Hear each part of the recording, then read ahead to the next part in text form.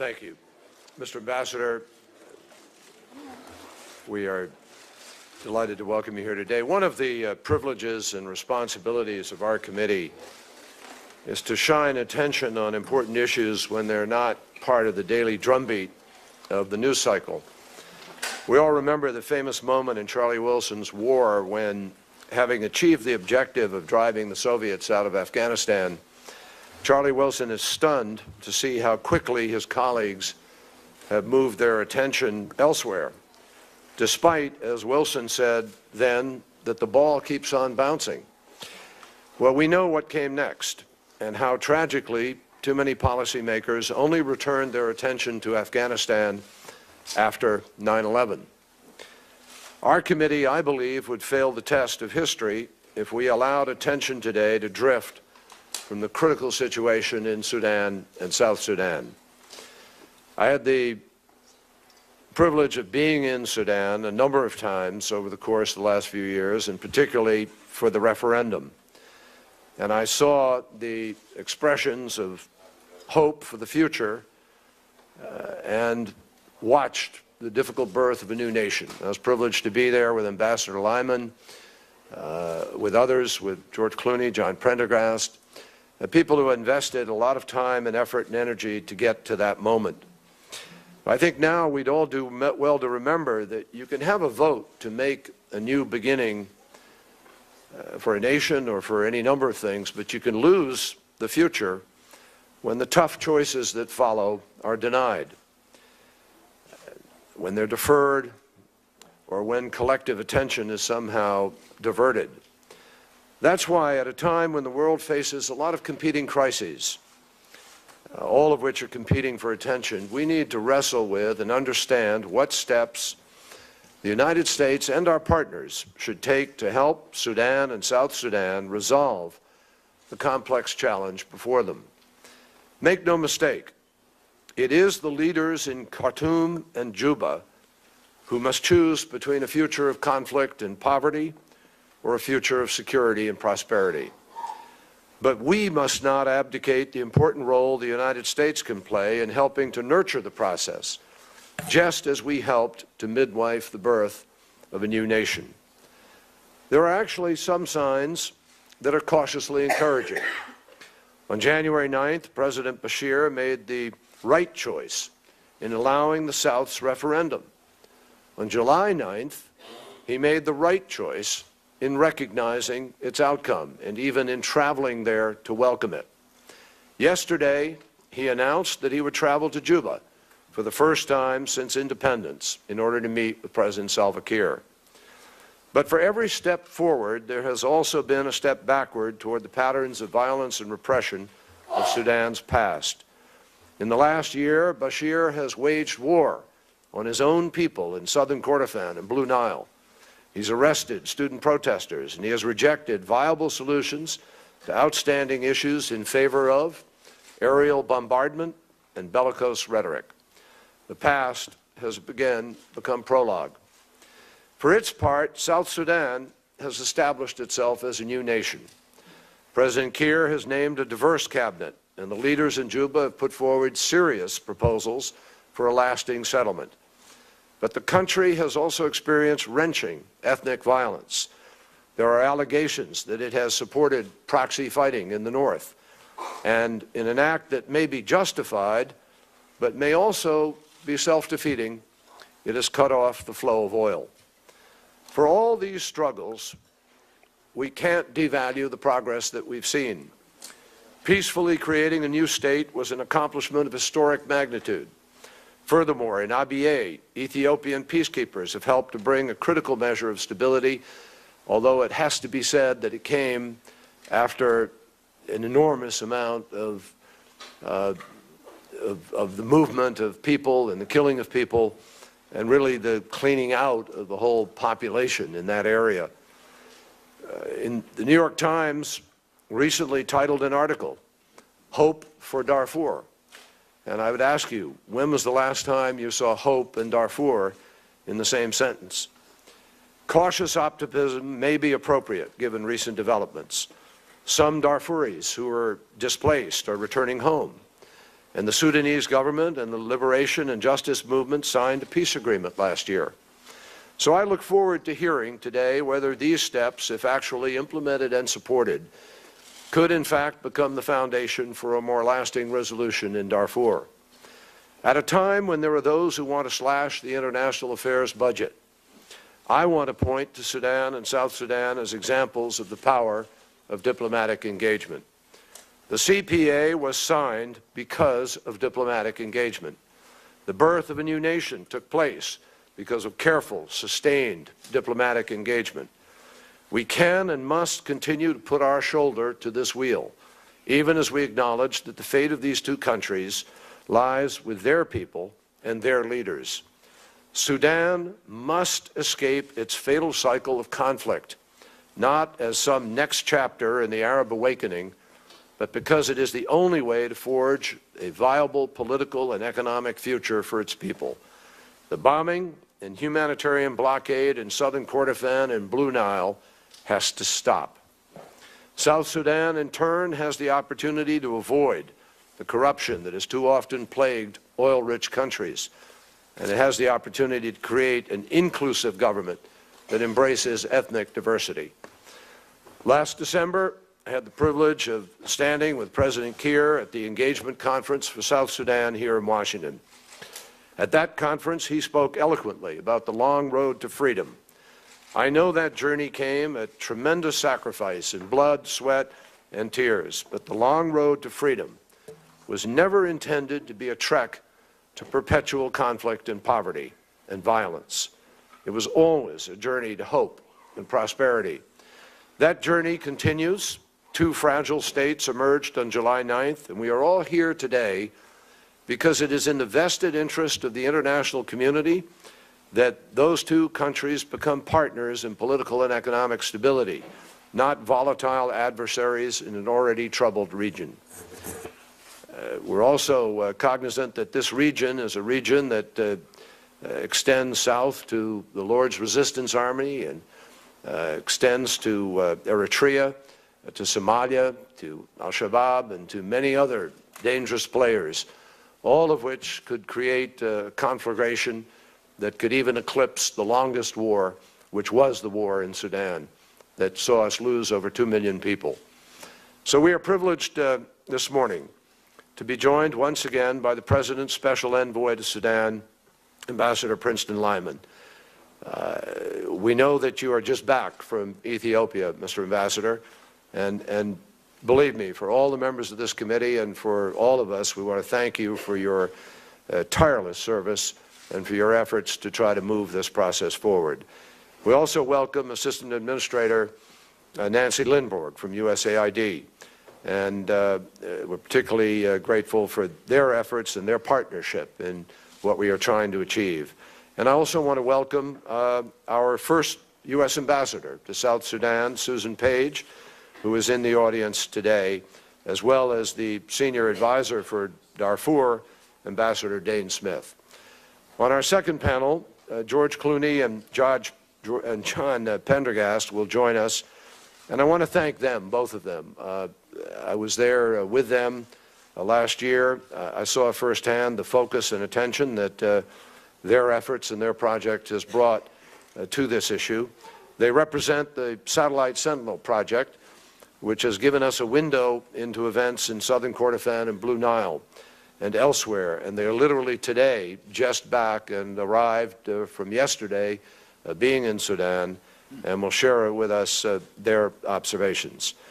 I'm pleased that they've been able to get here, and I know they're going to be talking with Secretary Clinton and President Obama tomorrow and others this week. And joining them on that panel is John Temin, who is a Sudan scholar at the U.S. Institute of Peace. So I think today we'll have a good opportunity to really get some insights, and we welcome it. Finally, let me just, on a note of sadness, I want to, I think as many of you know, Congressman Don Payne passed away last week, and he was a constant champion for all of Africa, a tireless advocate for the people of Sudan and South Sudan. His funeral service is taking place today, and this morning our committee remembers him for his dedication to the cause of peace. Senator Lugar. Well, thank you, Mr. Chairman. I join you in welcoming our distinguished witnesses. We look forward once again to their testimony, and we've appreciated their good counsel. And I join you once again in a tribute to John Payne, who has worked with us in this committee and on the House and has been such a champion in Africa. Foreign Relations Committee has become very well informed about Sudan and now South Sudan over the past decade.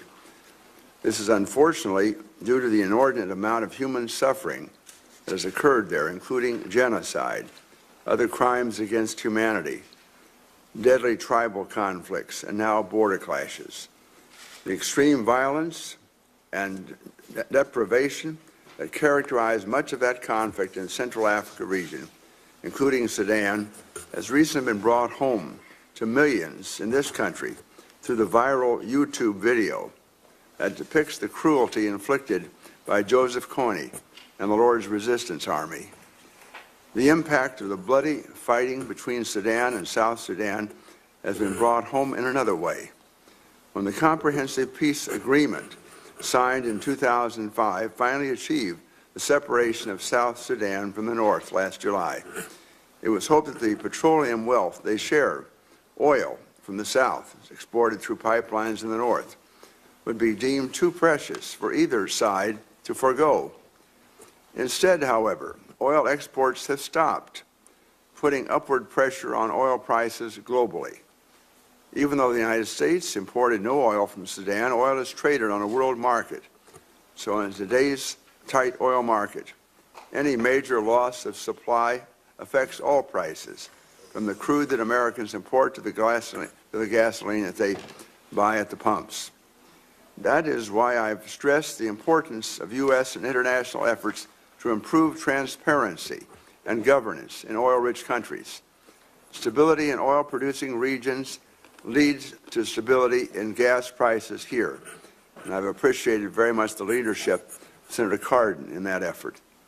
Events in faraway lands can directly affect the U.S. economic and security situations, besides influencing the cost of the fuel that heats our homes and powers our vehicles.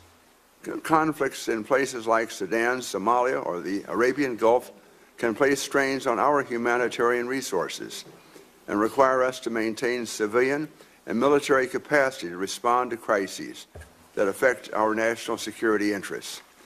The administration should redouble its diplomatic efforts with the international community, including the African Union and the Arab League, to help bring about a stable and productive South Sudan and a more responsible and responsive Republic of Sudan. Developments in the past 8 months have only made those challenges greater. The most egregious violence and violations of international law again emanate from Khartoum, Sudan, as the al-Bashir government engages in its familiar pattern of crimes against humanity, including starvation as a method of war. I expect our witnesses today will describe the humanitarian and human rights atrocities that have occurred since the two countries separated in July. I'm particularly interested in learning about the displacement of more than 120,000 people from the Nuba Mountains of southern Kordofan and from the Blue Nile State along the new border between the two Sudans. I'm also concerned about the genesis of dozens of violent conflicts that have erupted within the borders of the new South Sudan. This is a country where people fought for years to be free of subjugation by Khartoum. We had hoped that independence would lead them to set aside their tribal differences and work together to build a new nation. The United States has played an important but carefully defined role, which it must continue, in seeking resolution of the conflicts that plague the region. From Senator Danforth's efforts at concluding the CPA to Secretary Powell's efforts to stop the genocide in Darfur, to Secretary Clinton's recent engagement at the UN on a peacekeeping agreement. Famine looms in the Kordofan and Blue Nile areas of Sudan, thanks primarily to the actions of the government in Khartoum. And this follows closely another man-made hunger crisis in Somalia that also threatened hundreds of thousands of families. The United States should work to galvanize an international response, in conjunction with the Arab League and the African Union, to preclude further catastrophe. And in particular, this means leveraging our diplomacy to press China, Sudan's major oil customer, to live up to its responsibilities as an important world power and to use its influence to help bring about reconciliation of the parties. I look forward, as you do, Mr. Chairman, to the testimony. Thank you very much, Senator Lugar.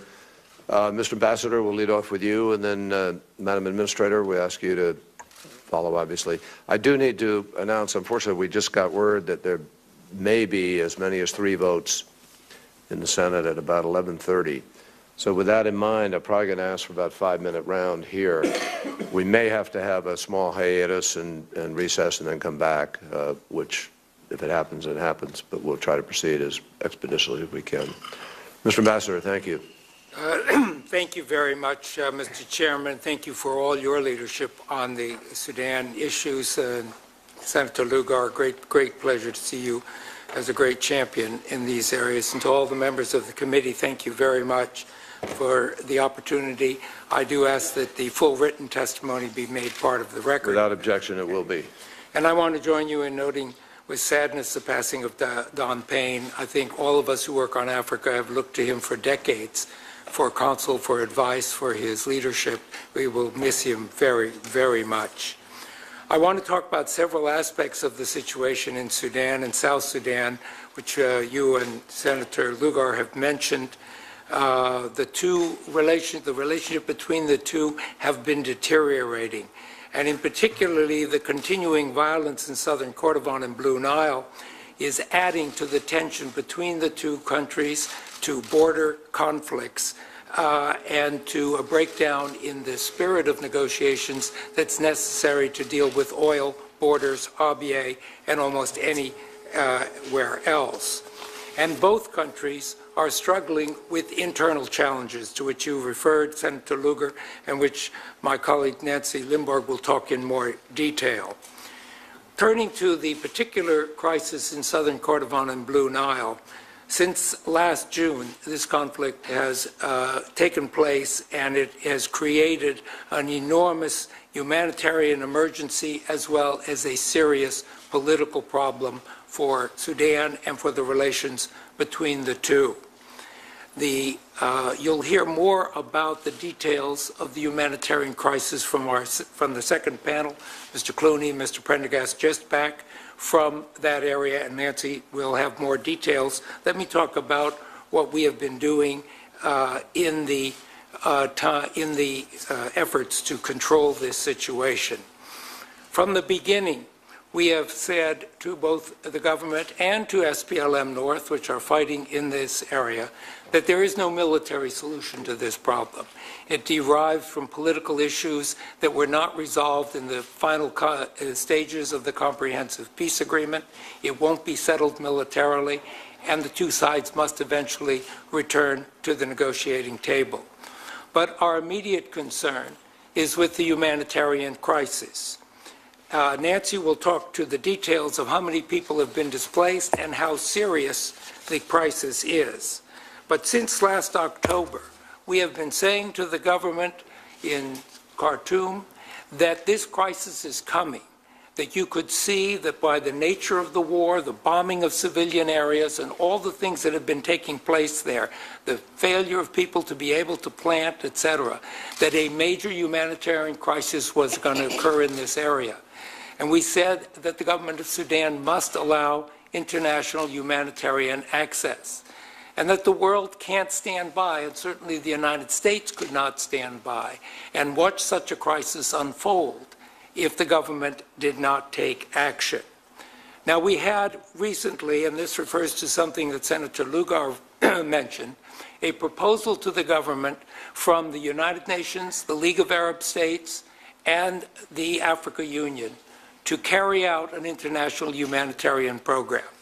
I can say, members of the committee, that since last October, we have contacted virtually every country in the world who would have any influence on Khartoum to bring pressure to the government of Sudan to allow such a program. And we were delighted when the League of Arab States in particular, along with the African Union and the UN, joined in this. We had a unanimous resolution of the United Nations Security Council, China, Russia, all the rest, calling for immediate humanitarian access. We haven't received a reply yet from the government. We have some hopeful signs about their reaction to that proposal, but we haven't yet received approval.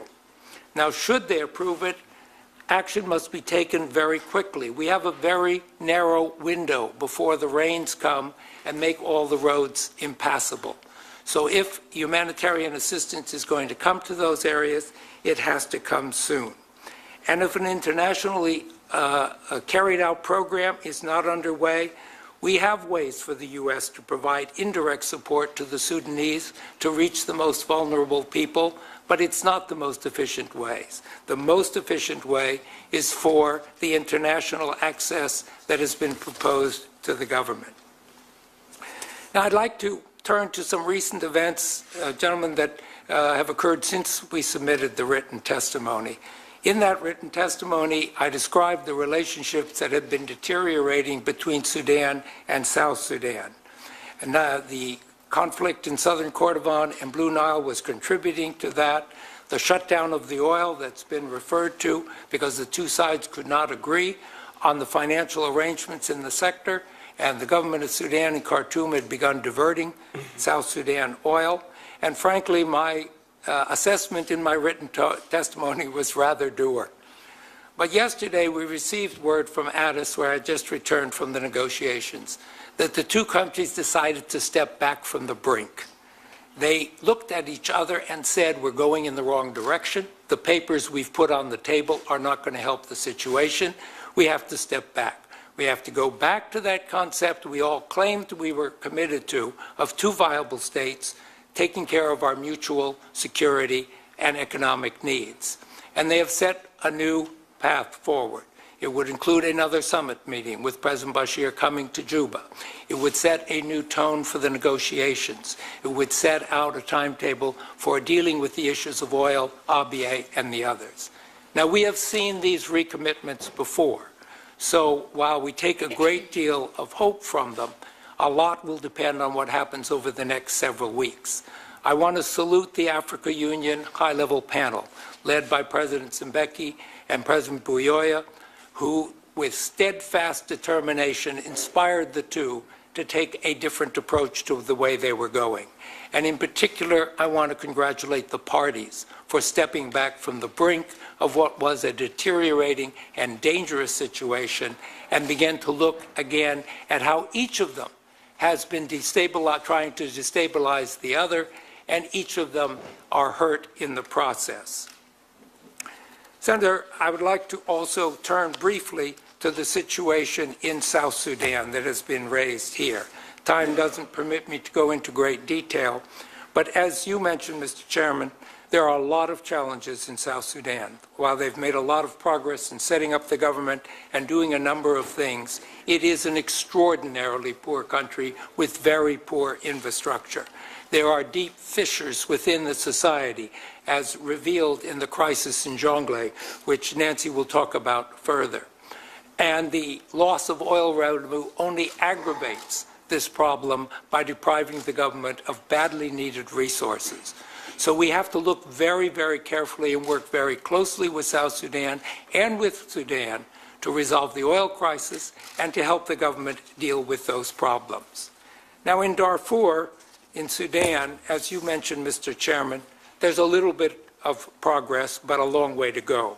As long as there are 1.7 million people still in camps and another 280,000 in refugee camps across the border, we can't say that we have really come far from the situation of a few years ago. Wholesale violence is down, but there is still a great deal of insecurity.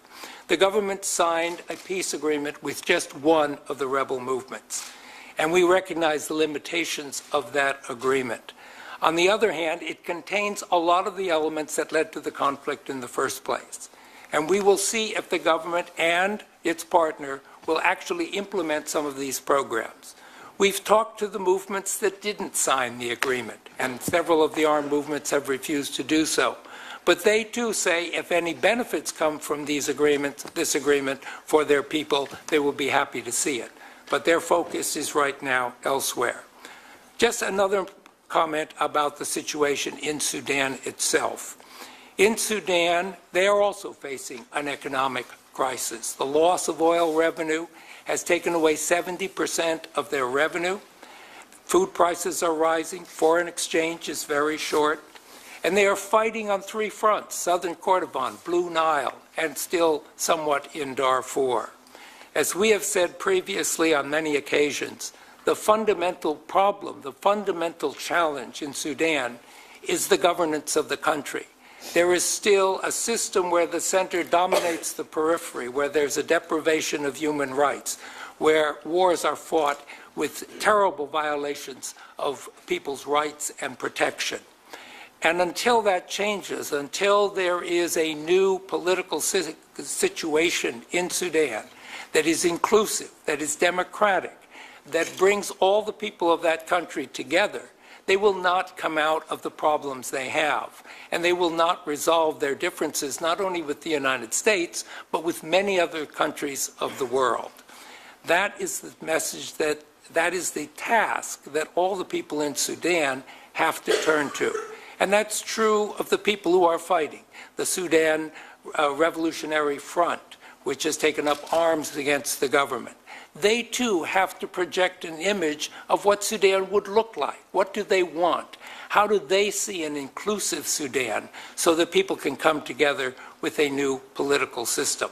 Until that happens, Sudan will be in difficulty, and we urge them to rise to this challenge as well. Mr. Chairman, I'm happy to answer questions on these and other matters, but I hope this gives you a general picture of where we have been working. Thank you. Indeed, it does, Ambassador. Thank you very much. Very helpful, and we look forward to following up with questions. Administrator Lindberg. Thank you. Chairman Kerry, Senator Lugar, members of the committee, thank you very much for having this hearing today and letting us talk together about Sudan and South Sudan. I would echo your and Ambassador Lyman's sentiments on the passing of our friend and colleague, Congressman Donald Payne, and just note that Administrator Shaw of USAID just launched the Donald Payne Fellowship that will encourage members of minority groups who are historically underrepresented in development careers to join USAID. So we're honored to help foster his legacy through this fellowship. As you noted, only 8 months ago we celebrated the peaceful separation of South Sudan from Sudan in a moment of almost euphoric hope. And despite the positive momentum of that peaceful referendum, these two nations, as we knew at the time, faced considerable challenges.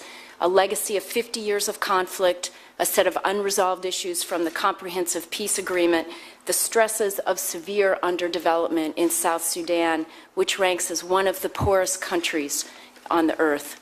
And while there has been progress, we are deeply concerned at the reemerging conflicts in the region that are undermining the peaceful pathway for both of these two new nations and are creating grave new humanitarian crisis. We are very focused on the potential challenges and solutions of the heightened crisis in each of the three areas, Southern Kordofan, Blue Nile, and Abyei, the intercommunal violence in South Sudan, the challenges of sorting out nationality and status after one country becomes two, and the not yet resolved 8-year crisis in Darfur. My written testimony has details on each of these flashpoints, as well as some of the challenges resulting from the oil revenue shortfall and austerity measures. But for today, in the interest of time, let me just focus on two of these critical issues, the two areas and the rising intercommunal conflict in South Sudan, and I'd be happy to answer any other questions following. In the two areas, heavy fighting between the Sudan Armed Forces and the SPLM North since last June has resulted in over 130,000 refugees that have moved into South Sudan and neighboring Ethiopia. Inside South Kordofan, there are 300,000 displaced and severely affected, and another 60,000 inside Blue Nile. We have seen heavy aerial bombardment, long-range shelling that has terrorized communities. It's cut off people's access to food, health care, livelihoods, trade. The last planting season was disrupted, and reports are indicating that the coping mechanisms of these families and communities for survival are being exhausted in certain parts of the region. International humanitarian access has been largely blocked since the beginning of this conflict, and the government of Sudan continues to prevent aid from reaching the many civilian Sudanese who are desperately in need. USAID's humanitarian partners are continuing their efforts to provide assistance to those government of Sudan-controlled areas of South Kordofan, and reports are indicating some progress there. However, for those who are in the areas controlled by the SPLM North, the outlook is worsening. Current predictions are that up to 250,000 people in those areas now face a serious emergency, which is one step short of famine by the end of April, if the violence and the restrictions on humanitarian access continues. It is imperative to have immediate humanitarian access to all the communities affected by the conflict in South Kordofan to stave off an emergency situation for 250,000 people in the coming months. Similarly, Blue Nile is facing equally devastating impacts, and as with South Kordofan, access will be very limited in May once the rains begin. As Ambassador Lyman said, we're very hopeful the government of Sudan will sign the tripartite agreement and allow negotiated access as proposed by the UN and its partners. If necessary, we will examine ways to provide indirect support to Sudanese humanitarian actors to ensure the most vulnerable receive assistance. Should the government of Sudan sign the agreement, we stand ready to immediately deliver food and humanitarian assistance to those in need. Let me briefly highlight the explosion of violence that occurred recently in Jonglei State in South Sudan, along with other intercommunal violence that has plagued the South, because these incidents really underscore the fragility and fledgling nation of the new state and the need for deeper engagement for us to mitigate the instability and to continue to promote accountability. We were able to respond with emergency assistance in Jonglei State with water, sanitation, food, and hygiene, and we are standing ready to provide assistance to those needs across the South. But resolving these issues and conflicts in the long term will require sustained engagement with the government of South Sudan and from the government of South Sudan. Without their pledge to address security, corruption, and governance issues, donor help will not be sufficient to achieve stability. Coming so soon after the celebration from South Sudan, this confluence of crises is very alarming to us. And there has been progress. Just to note that with U.S. assistance and the commitment of many of you on this committee, we have been able to help transform the government of South Sudan from a concept to a government. And more than 1 million people now have access to clean water. Children's enrollment in schools is up from 20% to 68%. These are accomplishments to celebrate. And the referendum on self-determination was itself an extraordinary success. And unfortunately, we're seeing how long it takes to emerge from half a century of conflict, and with even a sturdy peace agreement, the perniciousness that will continue as we look at what will be a long-term effort. Thank you for the focus of this committee, for your continued attention. It is needed. This will be a long journey, and we must stay engaged to enable success for these two new nations. Thank you. Thank you very much, Madam Administrator. Let me begin, if I may, by asking you, Ambassador, first of all, do you have a date or do you know when this visit of Bashir to Juba will take place? We're hoping it'll take place within 2 weeks. What the parties agreed is that they would go back, that Juba would issue an invitation to President Bashir. They do want to make sure, do a lot of preparation so the summit produces concrete results, not just general. So they will have to do a lot of work. Thabo Mbeki and Pierre Bioya will also do shuttle diplomacy during these 2 weeks to help the preparations for the summits. But we're hoping it'll take place in about 2 weeks. And do you have, at this point, I know it's the news only came out yesterday, but do you know what the agenda will be, the specific topics and breadth of this discussion? The idea is to ratify 2 agreements that were signed in Addis, and one I was very particularly happy to see signed, and that's on the nationality question. That is, the protection of Southerners living in the north and Northerners living in the south, that they don't become stateless. And procedures were set up and agreed to. And then they signed an agreement on borders, how to deal with that problem. Those will be ratified by the 2 presidents. But more important, they will give directions to their negotiators to tackle the oil and other questions in a different way, to recognize the needs of both sides, and to reach an agreement in that context. How specific those instructions will be is exactly what has to be worked on. But it will deal with oil, but also how to deal with issues like borders and Abyei. And given that it's really a north-south discussion, obviously resolving the oil thing would be an enormous step, a huge step forward. Will the Blue Nile South Kordofan access issue be on that table, or is that going to be a separate track? Well, it will be on the table in 2 ways. One, because you can't get to the atmosphere they're talking about if we don't make progress in Southern Kordofan and Blue Nile. It's simply poisoning the situation. In addition to the terrible things in itself, it's poisoning the relationship. It's forcing them to clash on the borders because both have a security concern in those areas. So we have to make progress before the summit to create the atmosphere. But then the 2 have to say, look, we're both working to destabilize each other. How do we get out of that box? And Southern Kordofan and Blue Nile is part of it. If the government has opened up the area to international access, what we're hoping is that will lead not only to a quieting of the hostilities, but hopefully the atmosphere, the political talks can start. That will change the atmosphere. So what more could the international community conceivably do to help convince the Sudanese government that preventing a full-blown catastrophe in Blue Nile and South Kordofan more than it already has been, but moving to this next starvation, nutrition, crisis, that it's in their interest to do that? I mean, how do we, is there a strategy underway? Do you have a thought about what more could be implemented? It's, it's been a tremendous effort on everybody's part to do just that, because the government was so angry and bitter over this with their own perceptions of how the war started and what it was about, that it was very hard to get through on those matters.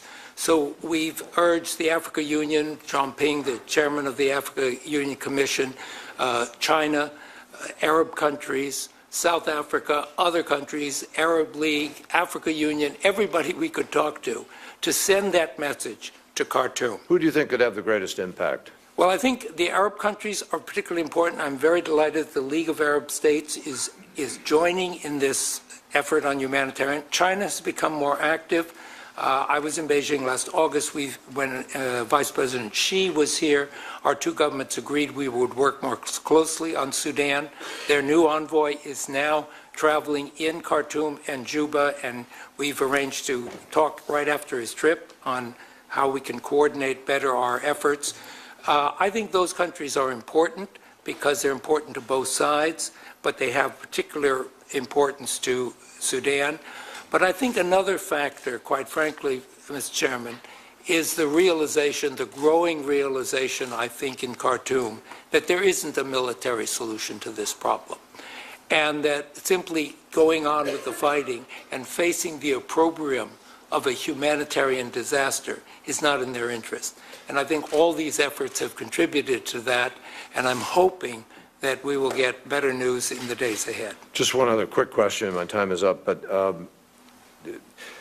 when we chatted a number of months ago, and I subsequently chatted with President Kiir about the oil shutdown issue, one of the concerns which you raised and others did was this question of what the cost of restarting up would be and what the damage might be in the process.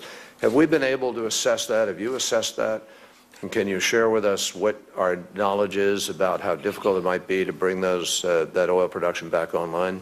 The The feeling now is that if you started production tomorrow, by the time you got the pumps going, by the time you sent the oil up through the pipeline, made the contract, sent the oil, it would be 4 months before the first dollar would come in.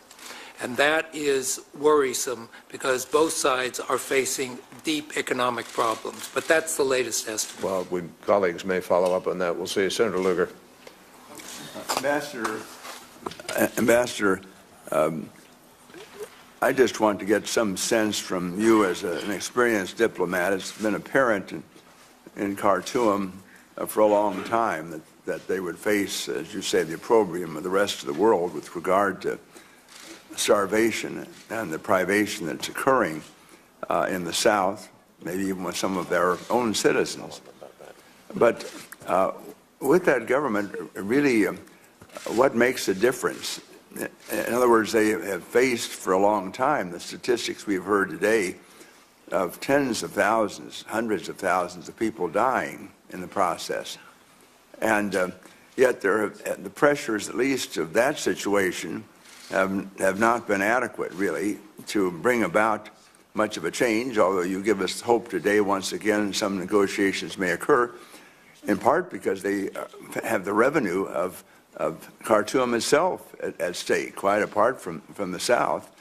And as has been suggested, a very large majority of funds for both governments really come from this oil, which is now stymied, as you say, at best for 4 months.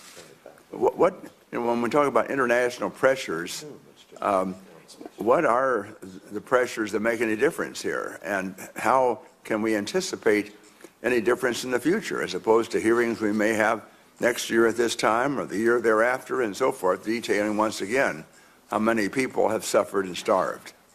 Well, there's both the immediate situation and a fundamental situation. The arguments, and I think the resistance that has come out of Khartoum, has been that they see the situation and the calls for international assistance as a plot to get inside Sudan and eventually take these areas south, and they see a repeat of the CPA, that the international community will come in, then they'll set up camps, then they'll set in a peacekeeping operation, and pretty soon the government will lose control of more of its territory. I've heard that argument on many occasions. So there's a deep suspicion of the motives of the international community. And they see this as, we're not going to go down that path again. We're going to keep our country together, even if we have to do it militarily. So it's taken a lot of time and effort to say, look, you're looking at it the wrong way, and you're looking at it in a way that's going to hurt your own interests very greatly. And to deal with this deep suspicion about motives, to have the African Union, the League of Arab States joining with the UN helps a great deal. So that's part of it. Part of it, too, is this fundamental question of how they're going to govern the country. How do they treat areas that around the periphery, if you can call it that, different ethnic groups, etc. And they haven't got there yet. They haven't determined how to do that in a democratic, open way. So they see a challenge, they respond militarily. And we've had to work against that mindset, frankly, for a long time and with a great deal of effort.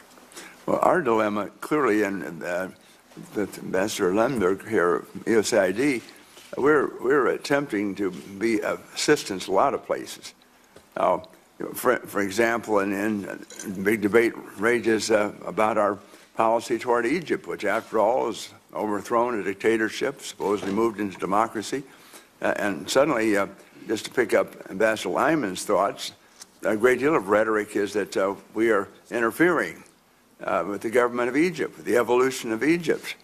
So despite the $1.5 billion, and which is huge with regard to their current situation, we have this debate over our own humanitarian efforts now, the efforts of Americans to be of assistance in this transition, which is awesome there too.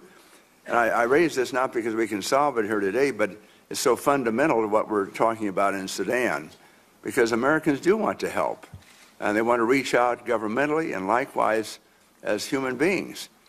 But again and again, I fear we're being stymied, despite some cooperation from other countries that say, you know, the Americans are okay. Really, you ought to let them help you. You ought to let them feed you. And there's a debate going on as to whether starvation simply should not only be allowed, but may be encouraged as another form of warfare.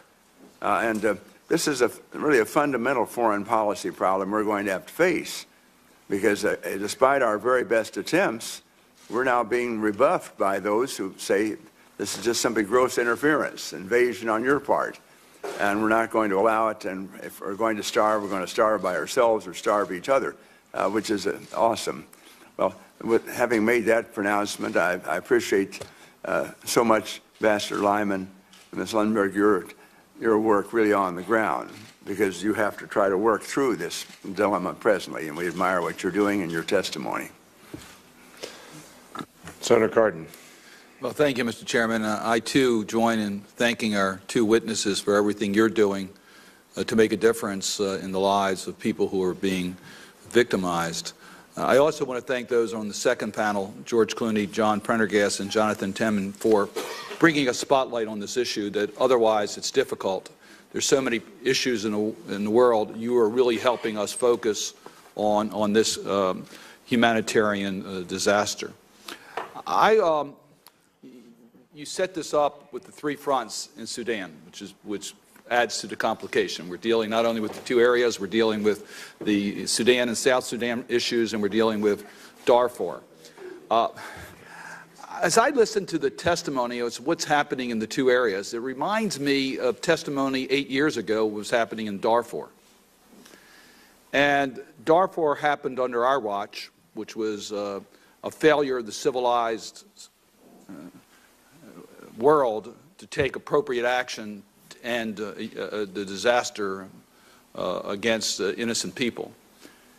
Are we going to go through the same thing in the two areas? Basically talk about this for years and see thousands or hundreds of thousands of people's lives ruined forever? So it's very frustrating, I know, for all of us. But is there a lesson that we learned from Darfur that we can use to prevent that happening in the two areas? What mistakes did we make in Darfur that we don't want to repeat again? Can you just help us on this? I just don't. There's an urgency, and I understand getting humanitarian aid in there. That's great, and we're going to talk about it. But if we talk about it and talk about it and talk about it, people are dying. Well, Senator, you really put your finger on a very fundamental question of what do we learn from these situations and how do we prevent them from repeating themselves. I think that the echoes of Darfur in southern Kordofan and Blue Nile are extremely, extremely upsetting and worrisome. There is a pattern in the way the government of Sudan fights its wars that produces that kind of human rights violations, and I have discussed that with them on many occasions. Mr. Ambassador, could I ask you, could you pull the mic a little closer to you and pull it down? Sorry, yeah. I think that there is an opportunity to bring this war in southern Kordofan and Blue Nile to a close. I think it's there. I think it's because, in part, they cannot win a military victory. They don't want, and nobody wants, huge camps of people removed from their homes. But the government sees this as threatening their whole internal security, and it's taken a long time to get them to see it differently. I can't promise you that we're going to get out of this war soon, but I think what we did learn from Darfur is that organizing and mobilizing the international community early on, getting concerted and united pressure. Up until quite recently, the United Nations Security Council wasn't united on Sudan. The statement that was made just recently was a very strong, united statement of all 15 members. It makes a difference. Having the League of Arab States weigh in, as well as the African Union, makes a difference.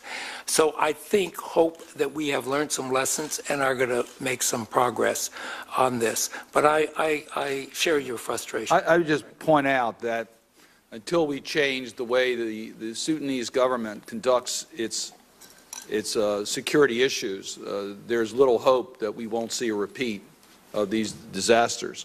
The failure to bring the government to account for their violations of international law, we're paying a heavy price for that. Every time we take a pass on enforcing crimes against humanity, it makes it more likely we'll see a repeat of this in the future. One last question. You mentioned the impact as it related to the Sudan and South Sudan, the impact in the two areas. Is the conflict in two areas also have an impact on what's happening in Darfur? It does in this way. The SPLM North, which is fighting the government in southern Kordofan and Blue Nile, has teamed up with three of the Darfur rebel groups to form this Sudan Revolutionary Front, so that it has become a wider coalition of anti-government forces, and they are cooperating more. And what's happening with the groups in Darfur are focusing more on national issues and, from their point of view, regime change than specifically on Darfur. So it is having an effect on the Darfur situation and linking the two in the way I've described. I join with the chairman in thanking both of you for your commitment on this. But I would just like to say thank you, and I appreciate, as Nancy does, the personal thanks. But I have to tell you that neither of us could do this job without the extraordinary focus of President Obama and Secretary Clinton on Sudan and South Sudan. They follow it very closely and are heavily engaged, and that makes all the difference. Thank you. There's been strong U.S. leadership in this region for a long time, but still the humanitarian disasters continue under our watch. Thank you, Senator Cardin. Senator Corker. Mr. Chairman, I think the witnesses' testimony has been outstanding, and I really think the first three senators have framed this very well and expressed exasperation and concern that all of us have. I have limited abilities, but one of my strengths is math, and I can see that if we continue this, our second panel, who I understand have been through a pretty harrowing experience in getting here, we're going to have a very disruptive session when votes begin. So I'm going to pass on questions so that we can proceed and hopefully get the testimony of the second panel before this hearing is disrupted. And I thank you for calling it. Well, thank you very much, Senator, for that generous offer, and we'll see where we wind up here. But Senator Menendez. Thank you, Mr. Chairman. I'll try to be brief, but I'm not going to pass because I don't always have the opportunity to have some of our experts here before the committee. I want to follow up where Senator Cardin left off. You know, we say never again, and yet we live through time and time of experiences in which never again actually manifests itself. And so I'm wondering, what is it that we can do that we are not doing,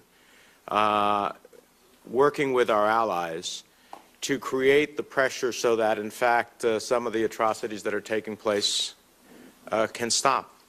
You know, when Sudan continues to turn to other countries, China, Russia, Qatar, for assistance, when they look at their the Sudanese pound depreciating more than 50% since mid-2011, that's an opportunity, an economic opportunity in which we can use that necessity to try to change behavior. And I just don't get the sense we're doing that. So what is it that we are not doing that we could do, particularly with our allies, to change the course of events that Senator Cardin talked about? I think the opportunity is coming up as a result of this agreement that was reached in Addis, because what it focused on more specifically was the recognition on the part of the negotiators from Khartoum that they face a very major economic problem. And the only way out of that is not just an oil agreement with the South, because the South can only provide so much out of that. And therefore, what matters is the kind of assistance they will get from their friends in the Arab world, China, etc. And what now we can do, and I think it's important that we do, is work with those countries on the kind of support they offer to Khartoum.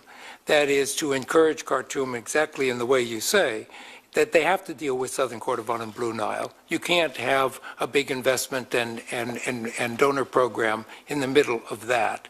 But also to give them encouragement that if they do the right things and do make the right kind of agreements, that the support would be there for them to deal with their major economic problems. That's what I think we have to work on a great deal more. A colleague of mine is going to be visiting the Middle East later this month to talk with the countries in that area.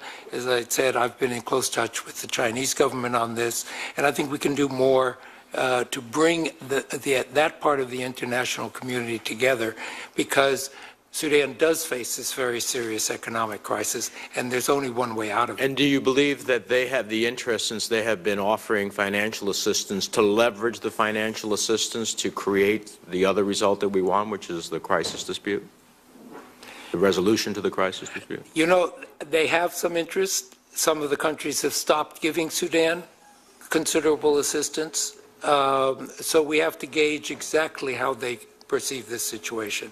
And I think that's one of the tasks we have to engage in the next few weeks. Finally, Ms. Lindborg, let me ask you, on our second panel, Mr. Clooney and Mr. Prendergast are going to speak about their Satellite Centennial project, which uncovers threats to civilians using satellite imagery in order to generate a rapid response. Does the State Department view this as an opportunity, as a model that can be used for monitoring conflicts in other parts of the world, in the midst of which we are in several locations, Syria to mention one?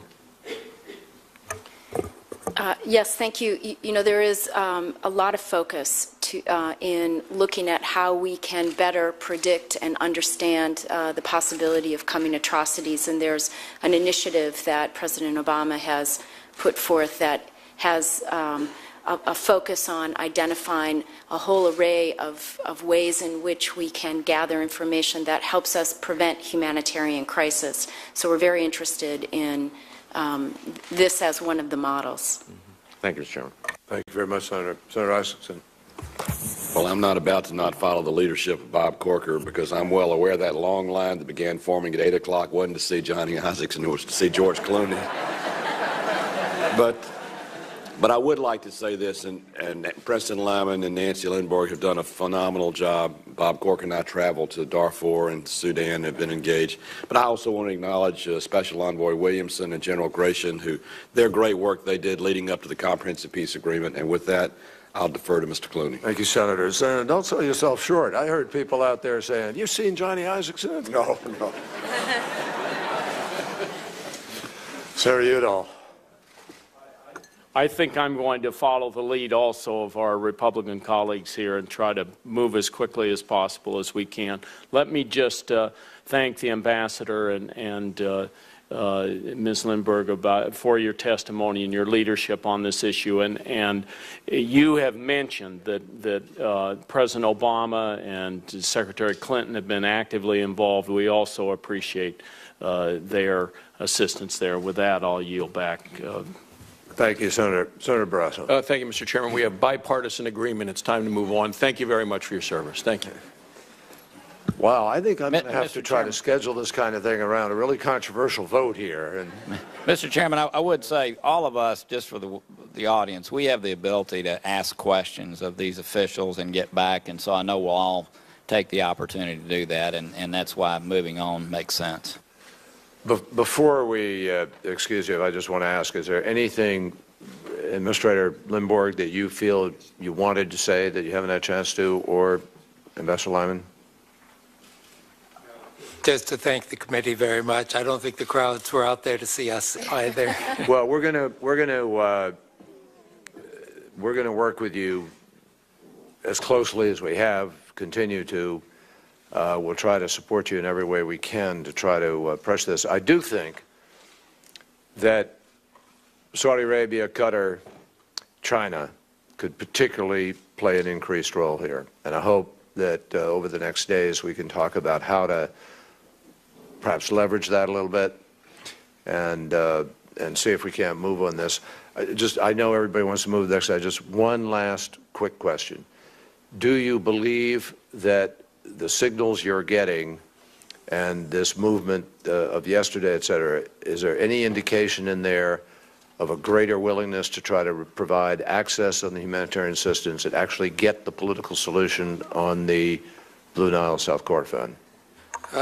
Actually, Nancy and I were on the phone this morning with the Minister of Social Welfare asking that.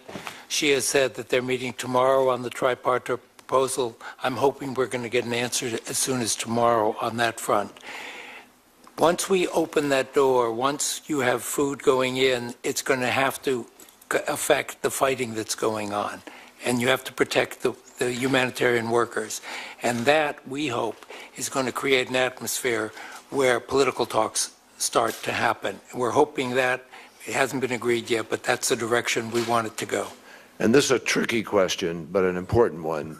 Do you have evidence, are there indicators of the South's direct support for proxy efforts in that area? We have said to the government of South Sudan that supporting those fighting in southern Kordofan is very dangerous, and we can see the results already, the retaliation, the bombing across the border. And we've had very candid talks with them about it, and part of the reason that they are going to this summit is to discuss that frankly between the two governments. So I'm hoping that that will be on the agenda. Well, thank you very much. We're as appreciative as everybody has said. You've come back to take this on, and it's a tough task, and we're really happy to have your expertise and your skill and the commitment of both departments to this. And we thank the Secretary and the President for their focus on it. Thank you. Let's try to move seamlessly if we can. I'd ask George Clooney and John Prendergast and John Temin if they would come up so we don't interrupt here in the process.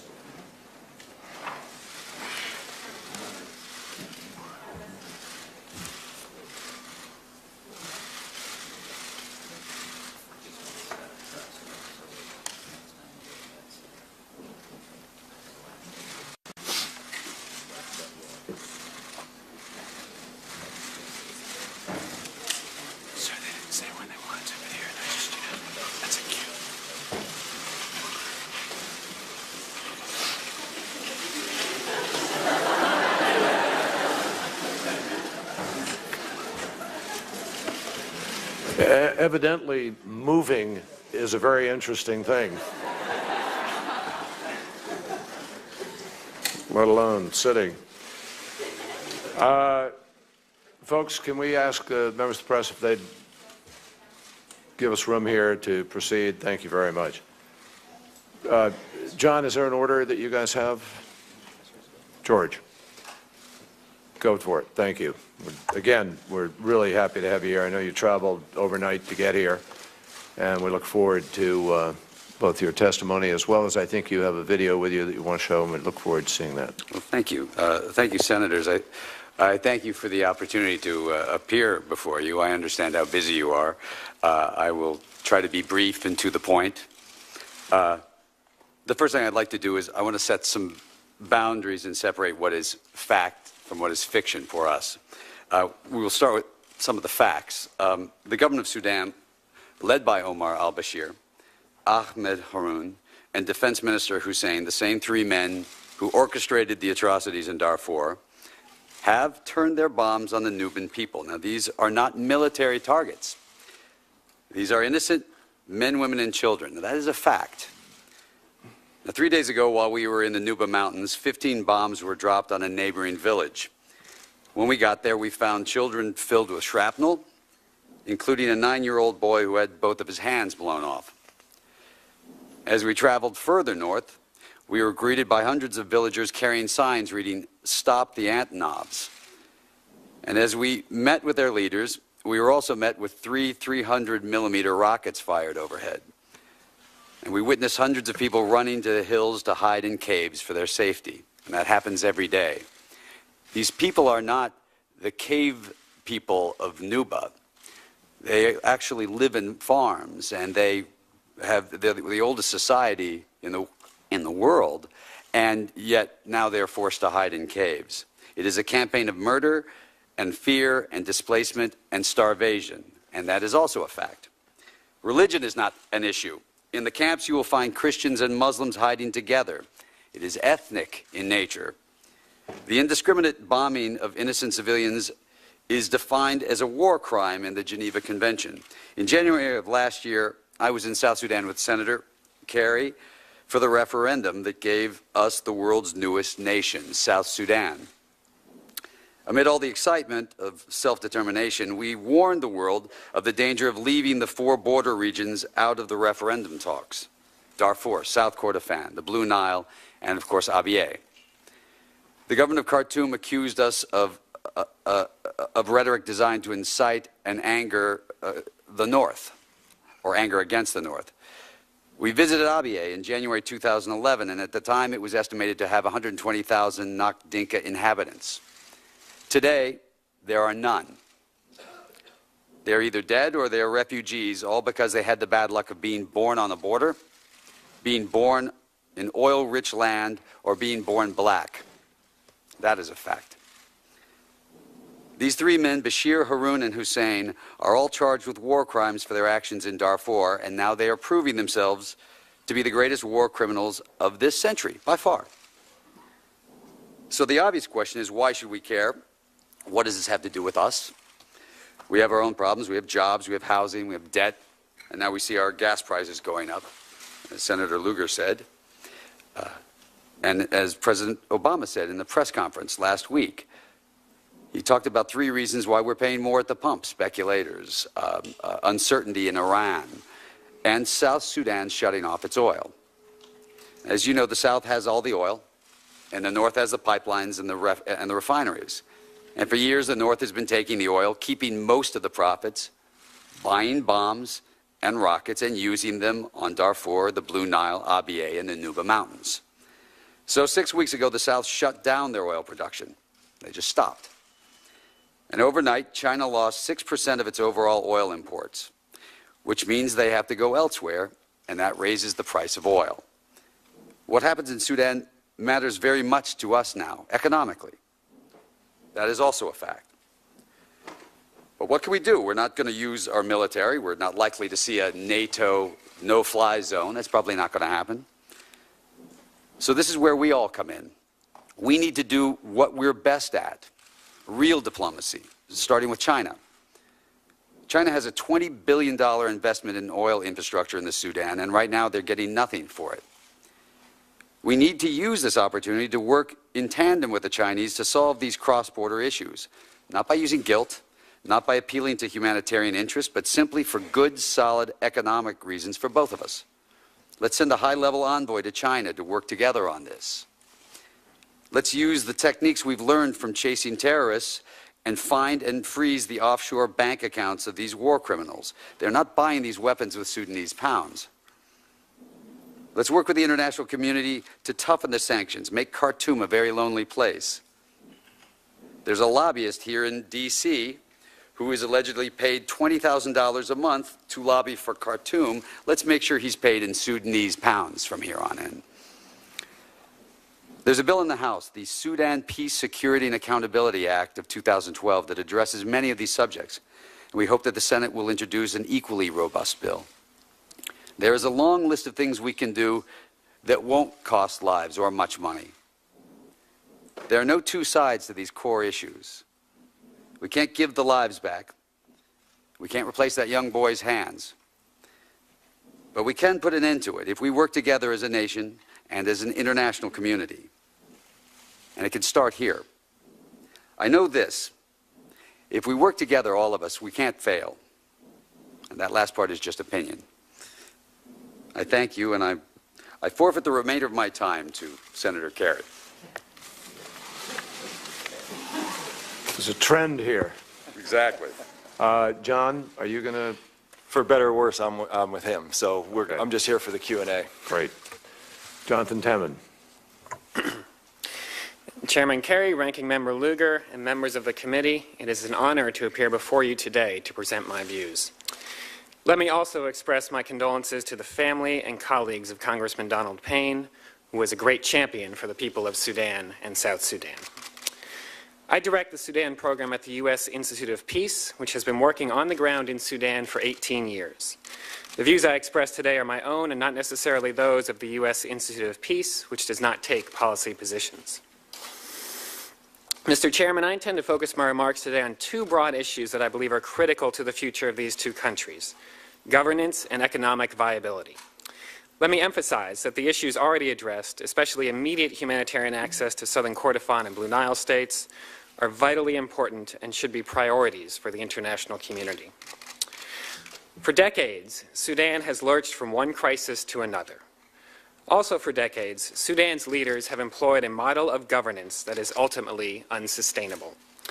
This is not a coincidence. Rather, this model of governance is a central cause of Sudan's continuous instability. It concentrates wealth, power, and resources at the center of the country to the detriment of populous peripheral areas. It is exclusionary and riddled with corruption.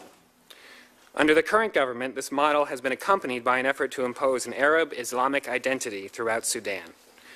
The result has been a series of rebellions from peripheral areas seeking more equitable sharing of resources and resisting the imposition of identity or religion.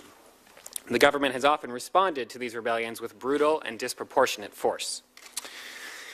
The international community has spent decades working to end these conflicts on Sudan's periphery with some success. But the international community continues to chase these conflicts around the periphery while rarely making concerted efforts to help Sudanese reform the flawed governance model at the center. It is time for that approach to change.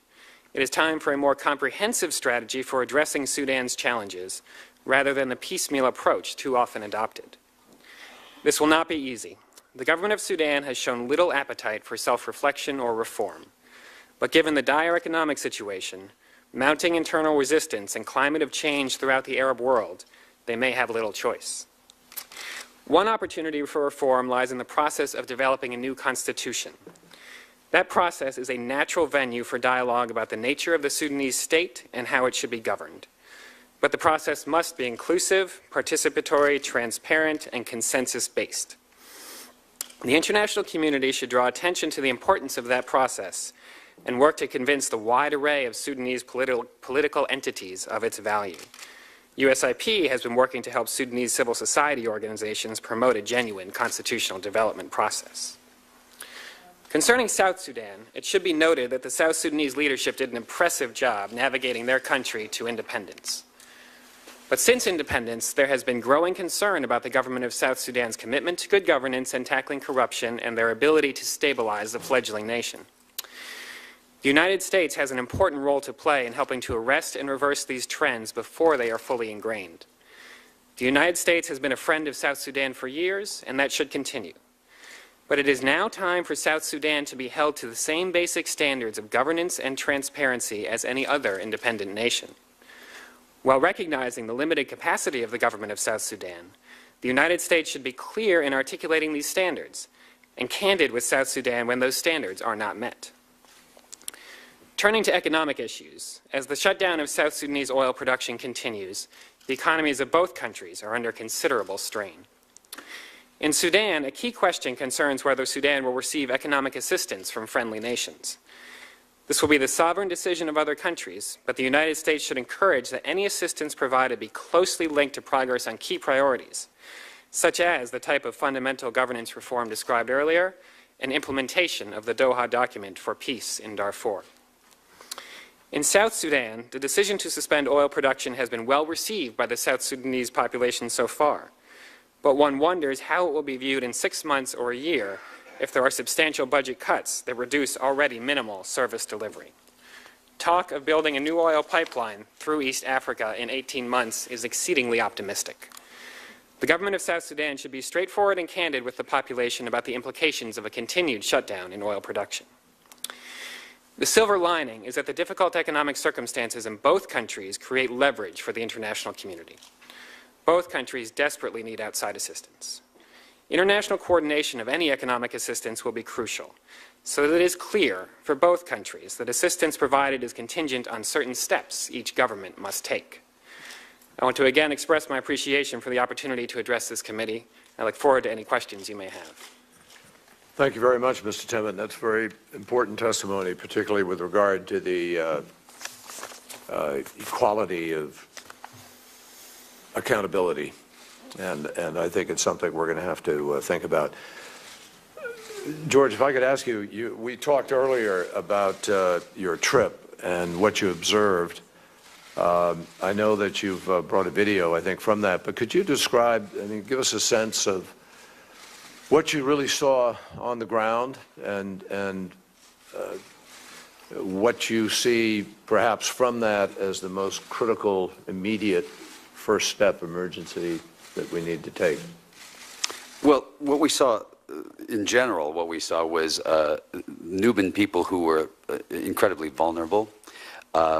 The issues that Ambassador Lyman was talking about are the biggest one, which is there's a rainy season coming, and there is a great many people who could starve to death.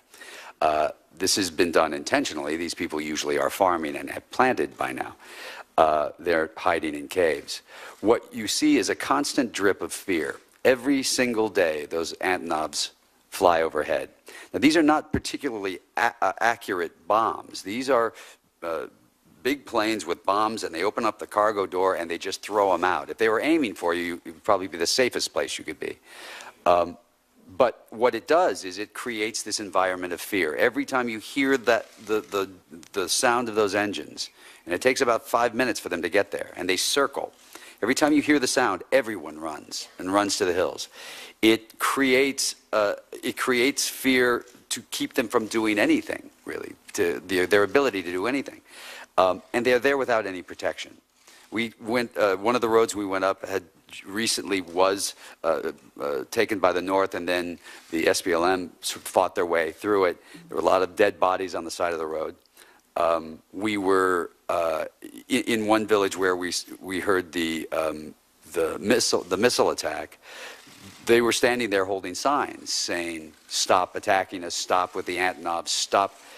These people, every single day of their lives, have to deal with fear, not just of the future in terms of starving to death, but actually actively being killed. And that was what the majority of what we're here to do. You know, I'm here to talk about the dangers of these people particularly, and the specifics are that the exact same people who did this in Darfur are the people that are doing this again. And the signs, as the ambassador said, are ominously similar to what happened in Darfur. And that's the problem. And that's what brings us pause.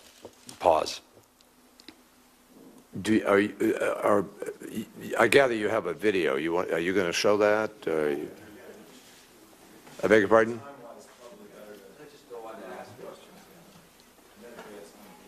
Okay, well, I think it's important. I heard your description, and I think that it would be helpful to the committee to, that's as firsthand as it gets. But your choice. Okay. How long is it? Let's do that.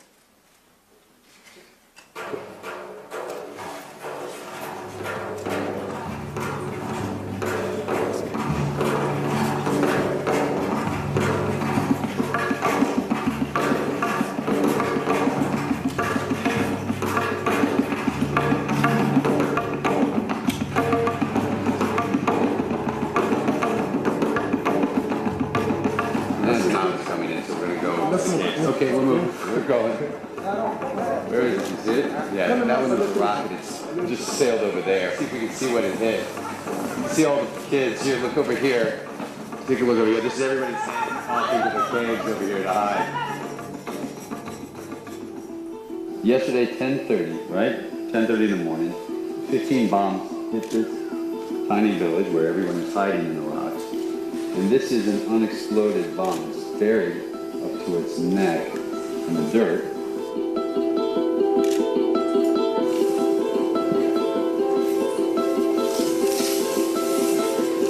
Like that. That's what you do with unexploded bombs. And this is where it hit yesterday. Here, here, and here. And they're hiding in there.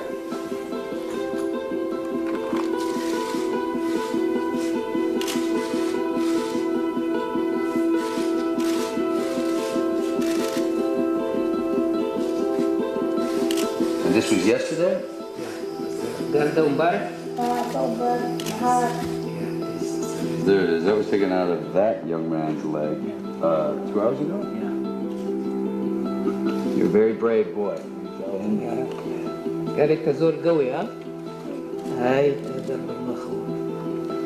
Those people are targeting civilians. That's the truth. Yeah. You're targeting to them. Yeah, they are not targeting even the soldiers.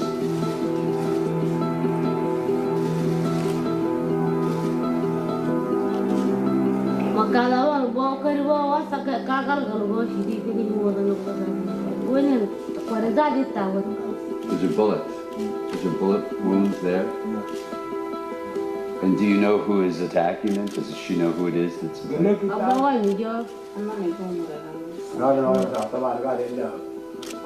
So this isn't a war of retaliation. This is simply trying to clear people out ethnically because of the color of their skin. They want to destroy the black skin. They want to put our people here. And how long have your people been here? Since creation. Since creation.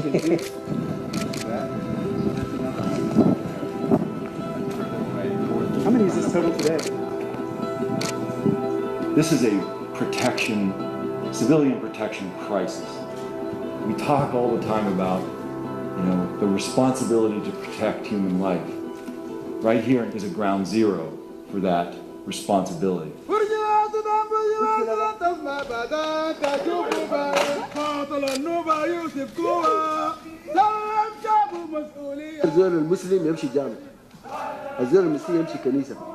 He says he wants Muslims to have the freedom to go to the mosque. He wants Christians to have the freedom to go to the church. And those who don't have a religion, let them be free to do whatever work they do. We just want freedom.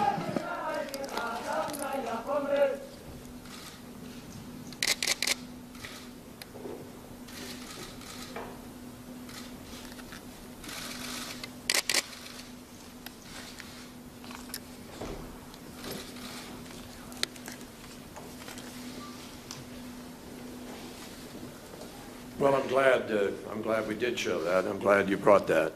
And I think it was an important part of the testimony.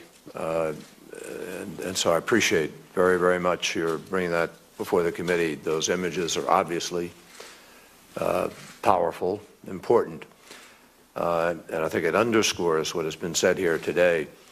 If I could just ask you, and then we'll go around here. You listed a number of things, George, that you thought were immediate steps. What, if any, what do you think is the most compelling, important, immediate step either the United States or together with the international community we could do that would have an impact?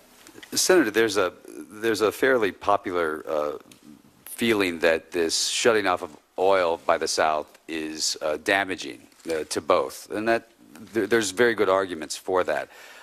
You could argue that if it was the United States and we were at war with Canada and sending them oil and they were buying bombs with it, we would probably stop. But the truth of the matter is, what we really need to do is we can take this moment and engage with China, I think, for the first time. I've gone to China and tried the version of, hey, you've got an Olympics coming, maybe it wouldn't look so good if you're supporting the attacks in Darfur. That doesn't really work. Guilting people often doesn't. There are economic reasons to do this for both of us, and it seems to me that we could use this opportunity, this window of opportunity, before it gets too long, too late, by sending a high-level envoy.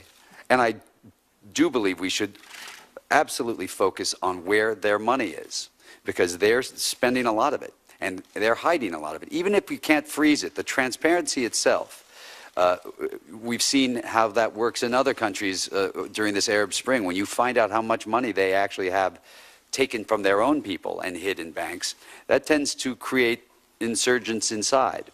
So I think that those are the two major steps that could be done. That's our belief. There are many others. Senator Lugar.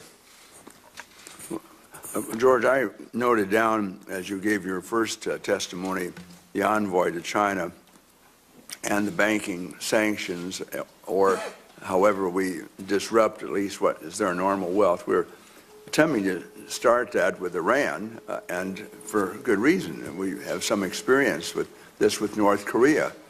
In those cases, it was because of nuclear devices they either had or they were developing. But one could argue this is equally serious for different reasons.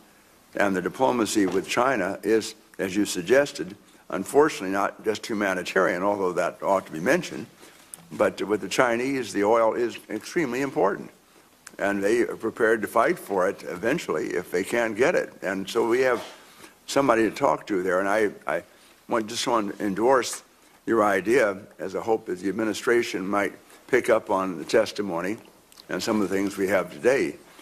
Likewise, Mr. Temin, although it is, as you say, far-fetched to think of an alternative pipeline in a short period of time, it perhaps is not a pipe dream to think about it fundamentally with regard to South Sudan. This could be repeated even if we move through one crisis. And it seems to me that in terms of our humanitarian effort, it also might be concentrated on an investment effort to see really what investors are involved potentially in such an alternative. So I just wanted to pick up that suggestion as one that may be fundamental to the economics of it down the trail, and a follow-up at least to the temporary or the immediate measures that we have to take. So I thank all three of you again for your testimony and for these very practical suggestions of policy that I think are very useful. Thank you, Mr. Chairman. Thank you very much, Senator Lugar. Senator Menendez. Thank you, Mr. Chairman. I want to thank all of you for your insights and where you are at, Mr. Clooney, in terms of seeking a practical economic leverage for a worthy result is, I think, what I was trying to elicit from our previous panel. How is it that we influence the behavior of others who can influence Sudan? And in that respect, as someone who has led sanctions here on Iran, I actually believe that we can, in fact, use leverage in a way, in this case, for a worthwhile humanitarian purpose. And when the Chinese have such an investment that is not being productive, it seems to me to be the linchpin of how we work with the Chinese to both get them to understand their own economic interests, if nothing else, and at the same time look at that as the opportunity for how do we ratchet down. You talked about the accounts. We do that quite often. I hope the President might even look at the possibility of an executive order doing that versus even waiting for us legislatively to respond. It might be possible under his abilities. We'd have to look under the Treasury Department. But I hope that we will take some of the insights that you talked about, which is how do we create the leverage to change the on-the-ground reality. And I think when the Chinese have a multi-billion-dollar investment that is not being productive, when you can create economic consequences that will move people to a different course of actions out of pure necessity, when they don't do it for a higher calling, I think those are the ways in which we're going to actually change the realities on the ground. So as someone who's been a big advocate here on sanctions for different purposes, I think they can work, especially when we can multilateralize them. So it'll be, but often the United States has to lead in order to get the rest of the world to follow. So I appreciate those insights, and I hope our friends from the State Department are listening and that we could take it into action. I certainly will be looking forward to doing that as one of them. So thanks. Thank you very much, Senator Menendez. I note that Ambassador Lyman and Administrator Lindborg are still here and indeed listening, and I know that they also talk to and work closely with John Prendergast and George Clooney, so that hopefully, I'm confident we'll follow up on this. Senator Corker. I want to thank you again for the attention that you bring to this issue, and certainly the reality that we've seen here through this production this morning. And you know, those of us who travel to countries like this just cannot bring the attention to it that people like you can. So I thank you for that. I thank you for the suggestions that you made, not only here but in the back room, and hopefully we'll follow up on those. But again, thank you very much. It's been very moving. And to Mr. Prendergast, could you, while you're here, since there has been some discussion about the Satellite Centennial Project, I wonder if you might just take a minute or so to explain to the rest of us and to the others here exactly how that works and how that might be utilized in conflict areas like this. Thank you, Senator. It's a partnership between Digital Globe, which is a satellite imagery company, Harvard, and the Enough Project to take, and it was George's idea, frankly, that we wanted to try to drive attention to deterring war crimes before they happen rather than bemoaning the fact that they do afterwards, and to create capacity to, and this is what's happened over the last year. You find, okay, if we have soldiers massing in a particular area, we have air assets being moved into position, attack helicopters, Antonovs, and other things, then, and we know the targeting, we know some of the signal intelligence where areas are being targeted, and we can raise the alarm bells that particular people are vulnerable and we need to have action. And if there isn't action taken and the attacks do happen, at least we have the visual evidence, the empirical evidence, to be able to present to the International Criminal Court, the United Nations Security Council, and others for hopeful prosecution in the future. I know the first panel acknowledged that this was a useful tool. Are there ongoing discussions between you and the State Department and other agencies of our government to utilize this more fully? It's very important for us to say, just to footnote George's testimony, that the administration's policy and strategy is the right one. We support very strongly Ambassador Lyman as the special envoy and think he's doing an extraordinary job. And so we're in touch all the time because we want to be supportive of the administration, by the way, which is a very bipartisan strategy, and it has been through the last 3 administrations on Sudan. And of course, Congressman Payne was one of the sort of incubators of this bipartisan effort. So we wanted to note him as well and raise. But I think that there's a few opportunities right now, just to put a little fine point on what this moment does present with the cutoff of the oil, is that President Obama and President Hu are going to meet very soon. This will be a chance to put this issue high on the radar screen of the 2 leaders to talk about how specifically the United States and China can forge this kind of a partnership we're talking about. Ambassador Lyman and others are already having conversations, so again, we're not telling somebody something they don't know, but I think having that high-level, real strong endorsement of the need to deepen the partnership would be really helpful. And also, and you're going, Senator Kerry, very soon to Qatar to talk to the Emir. I mean, a number of countries are bailing these guys out.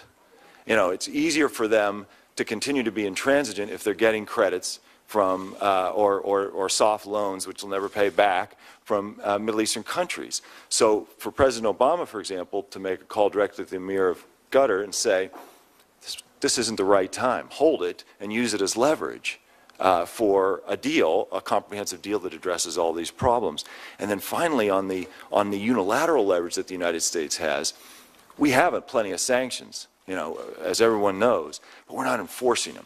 And so giving the Treasury Department, particularly the Office of Foreign Assets Control, the capacity to enforce, having a couple of people on the staff full-time chasing those assets, as George said, even if we can't freeze them or can't get any other country to freeze them, by exposing them. What was the root of the explosion of popular sentiment during the Arab Spring in Middle East and North Africa? It was popular resentment against all this corruption. All these guys have been packing the oil wealth into private accounts, into these companies, international companies that they're investing in. Let's go find that money and expose it. Even if we can't freeze it, it will put them in even deeper hot water with their own people who are at the end of the day going to solve the problem. Mr. Clooney, Mr. Prendergast, and Mr. Timmon, thank you very much. Appreciate it. Thank you very much. Senator Cardin, I just note that it's about 11:40 and 3 votes started, so we have about 15 minutes, something like that. I will limit myself to 2.5 minutes, so let me just make this point. First, again, thank you all for what you're doing, and Let me just underscore the point on sanctions. You're absolutely right. Sanctions are important if they can be enforced internationally. The United States has to show the leadership, has to have tough sanctions, and have to not only enforce those sanctions, but use it as a high priority on their diplomacy with other countries to enforce it. But you're right on the asset issue. There, the United States can have a major impact because these world leaders are hiding their money, and they come across U.S. banks. So we can have an effective remedy here. Some of us have joined together what's known as the Magnitsky Bill, which is deal with human rights violators in Russia that we believe shouldn't get the privileges of our banking system. And we think that would be an effective way to bring them to justice. Bashar was indicted as a war criminal. There was an arrest warrant issued for his arrest by the International Criminal Court in March of 2009. He is a known abuser of human rights and has violated the international standards. The defense minister, Hassan, arrest warrant was issued this month for his arrest. So these are criminals. So I think we are on a very high authority to impose the type of financial sanctions which could have a major impact. The government should not be afforded the legitimacy of the international community when their leaders are scheduled to be at The Hague to stand up for the crimes that they have committed. So I just really wanted to urge us to keep this focus. We cannot allow, under our watch, another Darfur humanitarian crisis to emerge in the same region of the world. So thank you again for being here. I don't want you to feel rushed, and what we're going to do is Senator Coons has gone over. I'm going to go over quickly and vote, come right back, so we'll be able to keep continuity. So take your full time. Well then, would you like to respond to what I said?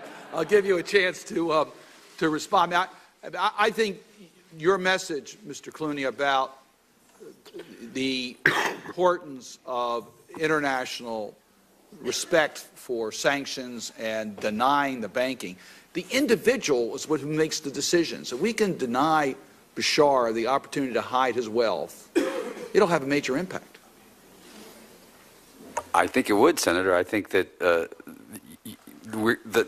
secret to this is just tightening this noose around Khartoum, around the people who are charged with war crimes. They shouldn't be allowed to have a ton of money stuffed in a Malaysian bank, which is what's going on. We need to be able to track it down and find it. They're also using that money to buy weapons to hurt innocent people. It is a cowardly act, what we saw while we were there. These were not acts of war. These were war crimes, and they are funding it. And they're not funding it simply with Sudanese pounds. So I think chasing the money is a very big issue, not just to stop the actual acts themselves, but to put pressure on them internally. You know, Omar al-Bashir, in his home, has 5 tanks surrounding him pointed out. That's not a very secure, leader, quite honestly. And so we feel as if the more you expose his corruption, the more inclined the people in Khartoum would be to perhaps have someone else lead their country. Thank you. Senator Lugar pointed out in his opening statement the transparency bill the two of us worked on to require the oil companies, mineral companies to disclose their contracts so that we can at least try to track the money. We know that the Sudanese government has received a lot of income from oil wealth over the years, and we know a good part of that has been diverted. It's not going to the people. So tracking that money, tracking that wealth would have a major impact on the comfort of their leaders. And it's something that the United States can do. This is something that doesn't require a lot of countries to work with us. We are the major banking center in the world. We get London to go along with us. We can do an awful lot in this area without worrying about China or worrying about Russia, which at times don't always follow our lead on the human rights front. Senator Isaacson, I'll hand it off to you. Thank you, Senator Cardin. I'll be brief also, but 2 questions. Mr. Clooney, When I went to Darfur 3 years ago, one of the tools that had been used to cause the disruption and the fear and the intimidation was gender-based violence against women, primarily rape. Is that going on in the mountains as well? In the camps we were visiting, that was a very big issue still. Again, these are the exact same patterns we saw in Darfur. We saw it happen last year when we were in Abyei. We saw it used and employed again here in the Nuba Mountains in South Kordofan. Absolutely, there was no question about it. John, you want to say? Only to say that it's still happening in Darfur. You know, even though the attention has gone away, there still are massive atrocities being committed against civilian populations. So we need to, when we talk about a holistic solution in Sudan, we need to talk about dealing with all of these problems comprehensively that we've been coming back to this committee over and over again to talk about, rather than stovepiping them individually and playing into the hands of Khartoum, which wants to divide the international community about these various problems. On that point, Ms. Lundberg mentioned the possibility of a tripartite agreement the UN, the Arab League, and I think the African Union proposed. If al-Bashir signed it, is there any fear he'd do the same thing in Kordofan that he's done in Darfur by just kicking NGOs out indiscriminately and trying to disrupt the aid that we do get in? Well, I think that the government of Sudan learned its own version of a lesson in Darfur by allowing international aid agencies to come in early on into the crisis and then become, in effect, the witnesses. So they basically said at the outset of their military operations in the Nuba Mountains and Blue Nile, we're not allowing any witnesses in. So there are no aid groups operating now. So it's an access crisis for all those people as the clock ticks inexorably towards the rainy season. So in the first instance, and Ambassador Lyman and the USAID and others have worked very hard at trying to get an access agreement so that working behind the African Union and the Arab League and UN proposal. And so that's really where the attention needs to be on, and it's to stop the use of starvation as a weapon of war. It's a war crime, and it just must be ended. Thanks to all of you for your advocacy, and I'll turn it over to Senator Udall. Thank you very much. Thank you, Senator Isaacson. I can't tell you how important it is, I think, for George, for you and John and to have gone over there and brought these images back. And I think Chairman Kerry was right in saying we should play them and have them up on the screen, because I think as painful as they are to see them, the thing that this does is allow all of the American people and people around the world to really get engaged with us and say we don't want this to happen again. And one of the things that you have mentioned is that's what I wanted to question a little bit on. And I think John mentioned this, but I'm willing to hear from both of you. The idea that Satellite Sentinel could be used by prosecutors. I was a former prosecutor, so I kind of relish the idea of having bad guys that know something's going to be done to them. I mean, something at The Hague, it's going to come down on them. Have you visited with prosecutors at The Hague? Are they interested in your technology? Have you talked to them about the kinds of things that may be could be utilized to strengthen cases and those kinds of things? Because if there's anything out there that's going to prevent this from happening again in other places in the world, is that people know that we have an international justice system that's going to work and eventually bring people like you described, George, terribly murderous individuals, bring them to justice. Well, I'll let you talk about the Hague for a second. I do want to say one thing. There's an interesting thing that happens when you get involved in these. You think that the minute people know, then it'll stop. Yeah. Your assumption is that everyone just doesn't know. And the truth is, even when you know, it doesn't stop. It requires a constant drip of information. It requires you to keep piling it on. And sometimes that means that it's not going to be effective in stopping it. But at the very least, it's going to be used later as evidence in a trial.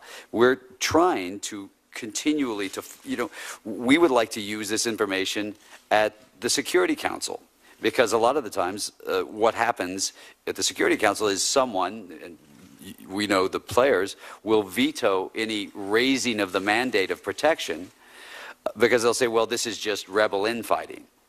Well, we have imagery that shows, we got images yesterday that show an Antonov flying over the top, plumes of smoke where it's bombed innocent villagers. Well, that's not rebel infighting. So our hope is not just to use it at The Hague, but our hope is to try and use it as something to pry the Security Council towards raising the mandate from a 6 to a 7, trying to move that along. And John can speak about talking with The Hague. Yes, the current International Criminal Court mandate is only involves Darfur, crimes committed in Darfur. So basically, as the arrest warrants have been issued for 3 of the key regime leaders, they're greeted internationally with a lot of skepticism. Like, there's still a number of governments that believe a lot of this evidence is manufactured, and there's still a lot of divisions internationally about whether the crimes were as terrible as they were alleged to have been. So part of the purpose of having this Satellite Sentinel project is to create airtight evidence for future arrest warrants and prosecutions based on the crimes that are being committed now, which are the same kinds of crimes by the same people orchestrating them as is the case in Darfur. So it's creating that evidentiary base for future prosecutions, and we hope that at least the 3 that have already been indicted will actually come to justice someday. Yeah. Could you? I know that there are others that are involved with you that are your partners in this, and you may want to just mention them in terms of who's worked with you and who's... on the Satellite Sentinel project? Well, Satellite Sentinel. The biggest gift we got was the satellites themselves, a digital globe, really for no other reason than the goodness of their heart, donated millions of dollars worth of imagery. It's hard to explain how important that is, because there is only really one satellite company that's in that area that can do this for us. So they've been an incredible partner to us and continue to be. The evidence that we've picked up, we've gotten shots of mass graves, we've gotten shots of tank movement and troop movement and all those things. Remembering and understanding that part of the reason this can work is because of the topography. This wouldn't be as effective in the Congo because it's harder to see from the sky, with all the trees. Harvard? Then, of course, once you get the imagery, you have to have an analysis of it.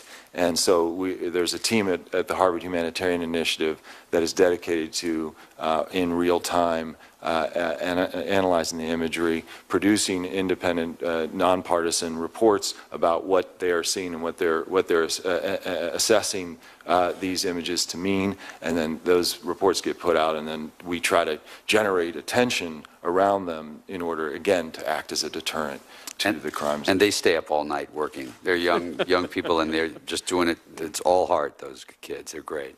Thank you very much. It's been very, very helpful. Thanks, Senator Udall. I think you've got time to get over there. Senator Coons. Thank you, Chairman Kerry, and thank you for your disciplined and engaged leadership on Sudan, and for calling this hearing today, and for all you've done to help continue to sustain attention and engagement on the challenging issues around Sudan and Darfur. And I'd like to thank Special Envoy Lyman and Assistant Administrator Lindborg for your testimony and for your very hard work in this area. And to George, to John, and to Jonathan, thank you for what you've done to get so much focus, engagement, and effective attention on the challenging humanitarian issues in Darfur, in the Nuba Mountains, as your video so pointedly demonstrates, and in the ongoing and strategic challenges that we face in engaging people in paying attention to sustainably the very real challenges in bringing peace and development to South Sudan and to the whole region.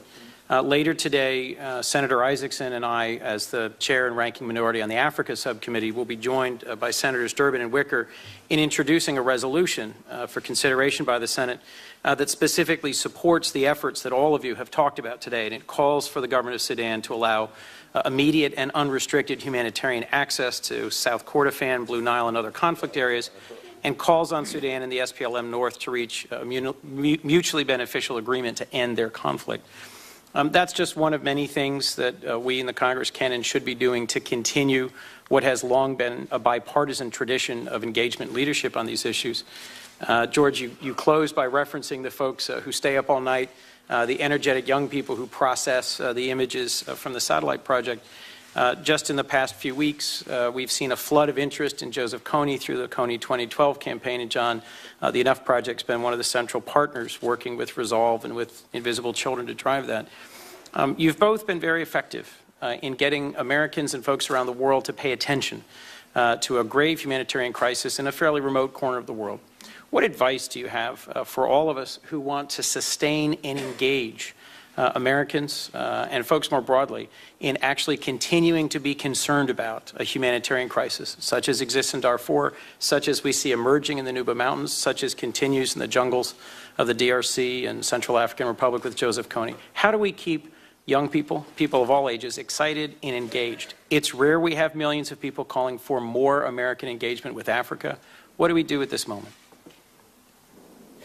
Well, John will have some ideas. He's been doing this a lot longer than I have. I would say that, we're going to fail a lot. We're going to fail in our attempt to help people in these very difficult regions, and we're going to fail a lot in trying to keep attention in a certain area because other news stories are going to bump us off. There's going to be an Arab Spring, and we're not going to be paying attention to what happens. And a lot of these people use that as a moment to do some pretty terrible things. The trick is going to be, in sustaining it, is to be able to find moments that are that you can point to and say, this is a turning point, good or bad, and let's amplify it. And finding several of those a year to be able to keep it up. You can't have a constant drip every day on television because no one would care. Quite honestly, there is not just donor fatigue, there is misery fatigue, and people get tired of it at some point. So our job is to find those moments. It's 100 days before these people vote for their own, for a referendum for their own state. So let's make it let's focus on that. There's an election. Let's focus on that. There's a brand new state. There's a good possibility of people starving to death in the next couple of months.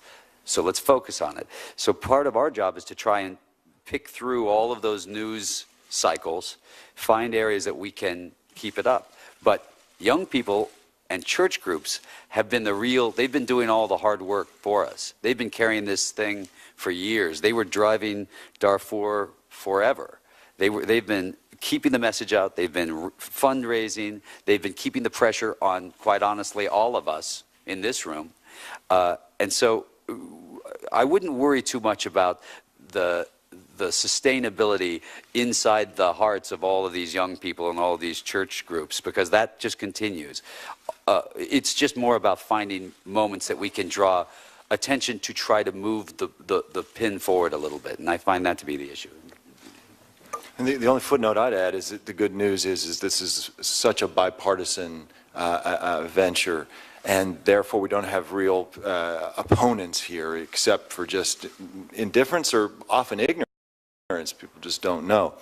So the thing that I find exciting about the first 10 years of the 21st century of activism is the chance through social media and other fora to create real partnerships between all these wonderful non-governmental organizations that are working so diligently on these issues. They partner with groups in Africa, because remember, it's on the front lines where Africans in places like Sudan and Congo and northern Uganda have been doing most of the work to try to resolve these problems, so we can only just come in on the margins and try to help them. So the coalitions and the partnerships they create, then the partnerships that are created here in Washington between those NGOs and members of Congress like yourself, senators who have taken stands one time after another in supporting positive engagement in the world by the United States. That helps stiffen the spine and give political support to the administration, whatever party is in power.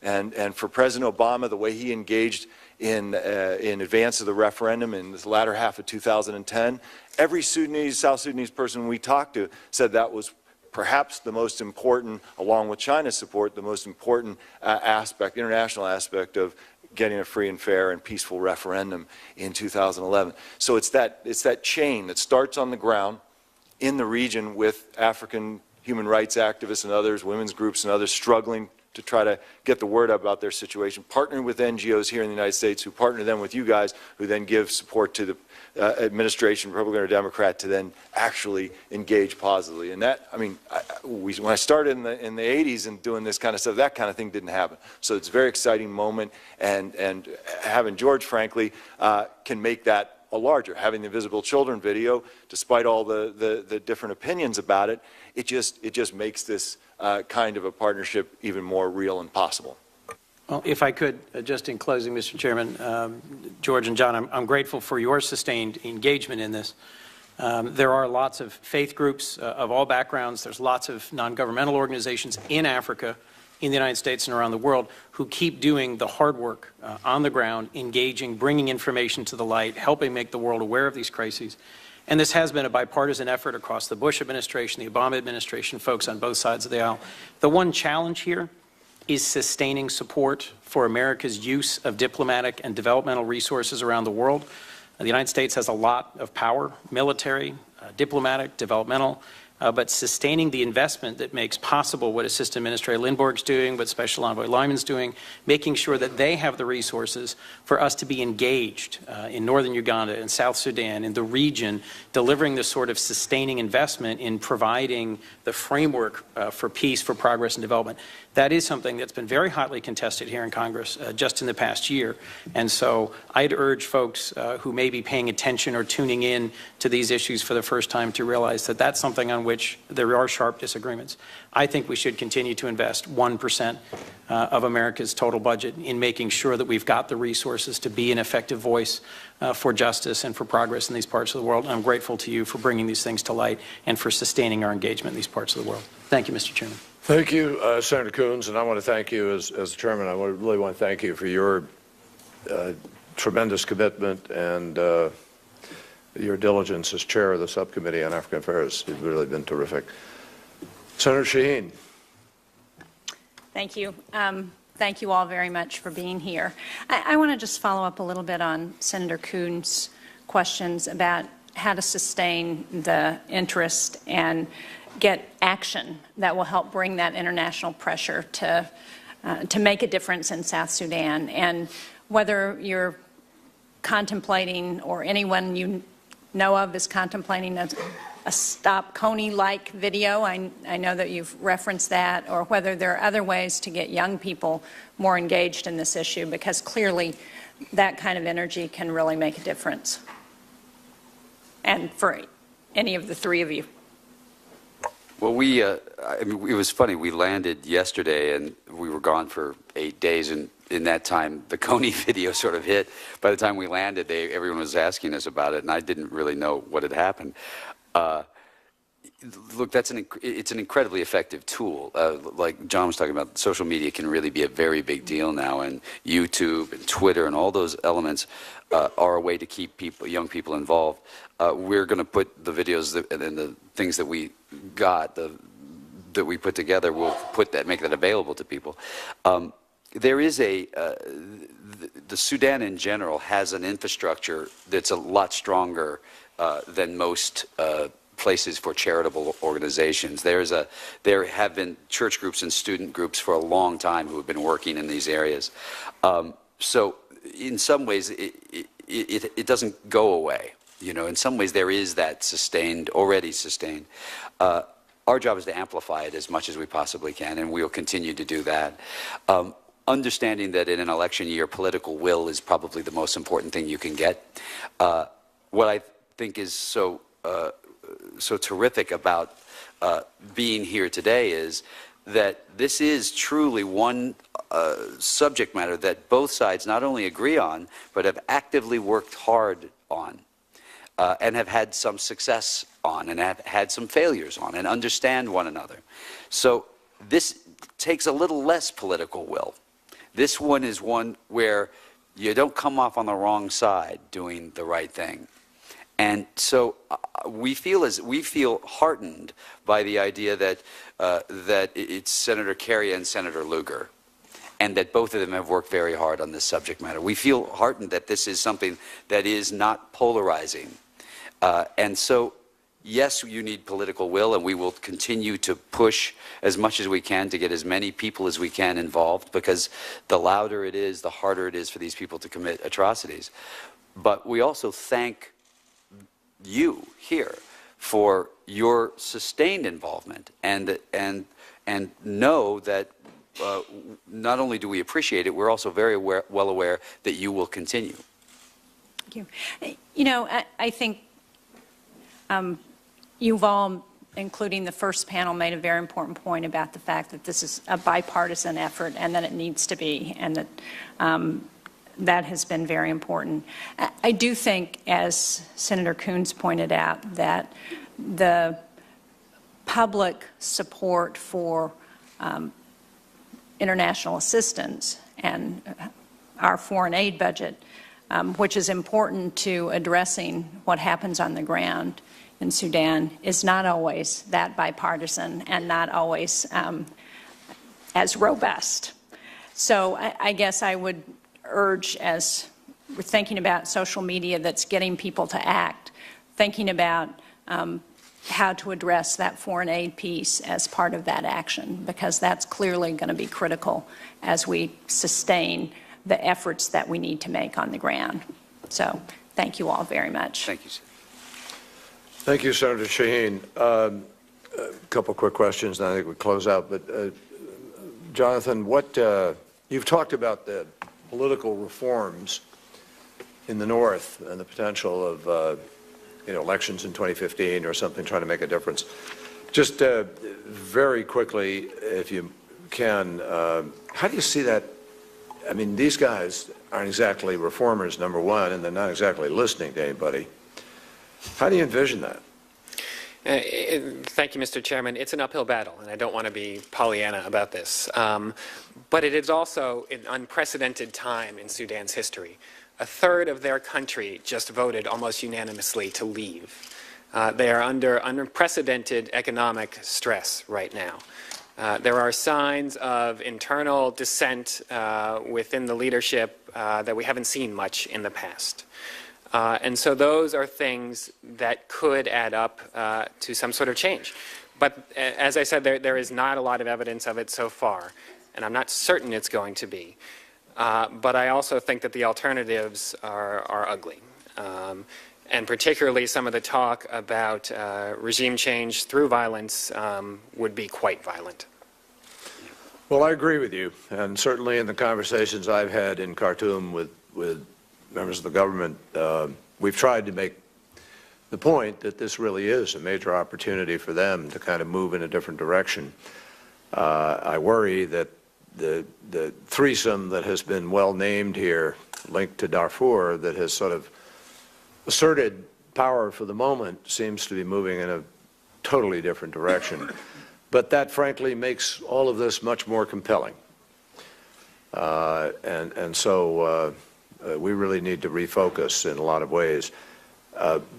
If I could ask both John and George quickly, Southern Kordofan, you've made it very eloquently clear here today and compelling about the need to deal with the food supply to avoid a disaster. But the long run here, obviously, Blue Nile and Southern Kordofan need a political solution.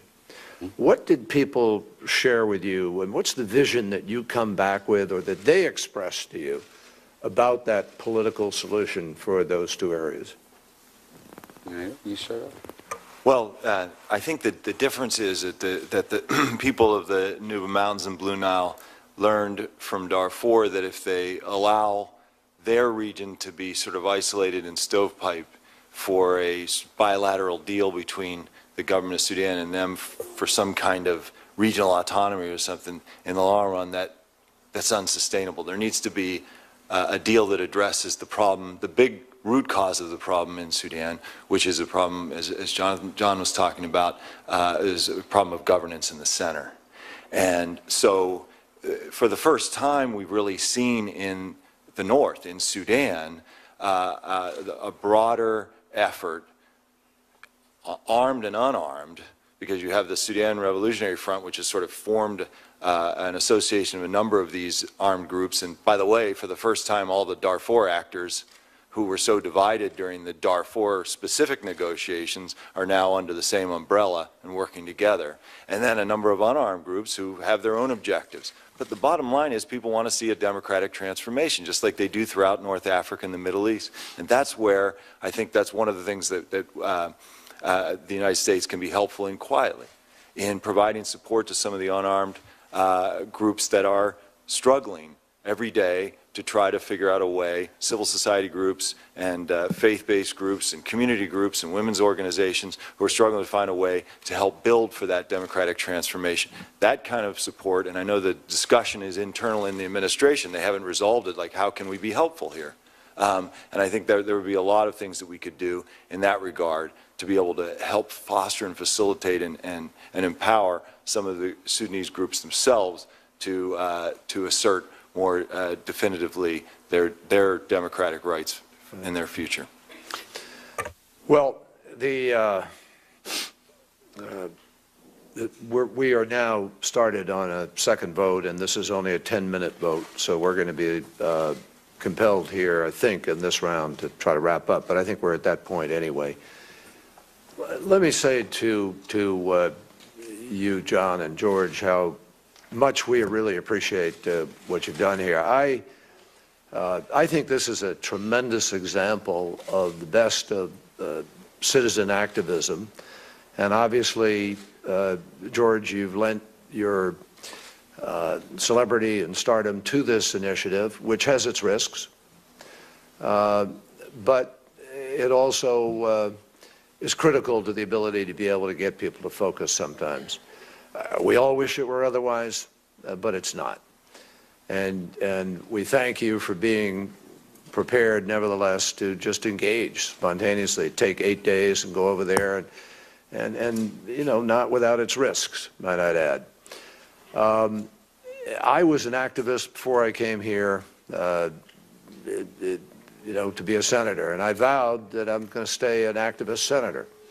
And I'm proud to have people in this committee who feel the same way. So I can tell you that we're going to absolutely stay focused on this, continue to work with you, do everything we can to try to leverage the outcome that we'd all like to see. I am an optimist, but I learned around here not to be naive about it. But I still do believe, as intractable as some of this looks, and I think Ambassador Lyman believes this too, or he wouldn't stay at it, there's a pathway here. There's an avenue. But we do need to increase the leverage.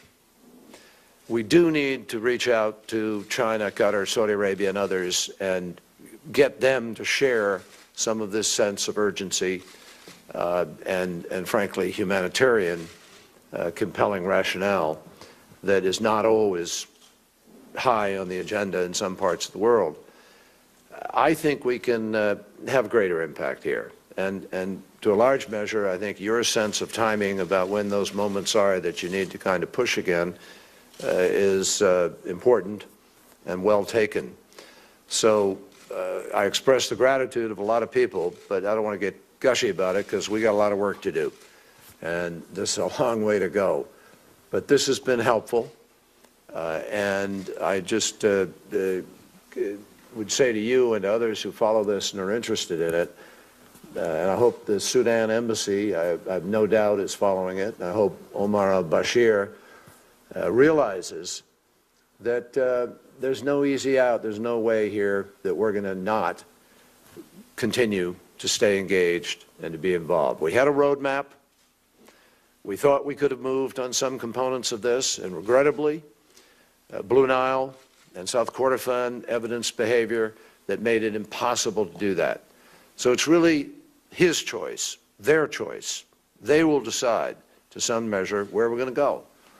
We are prepared to offer open opportunities to go in a different direction.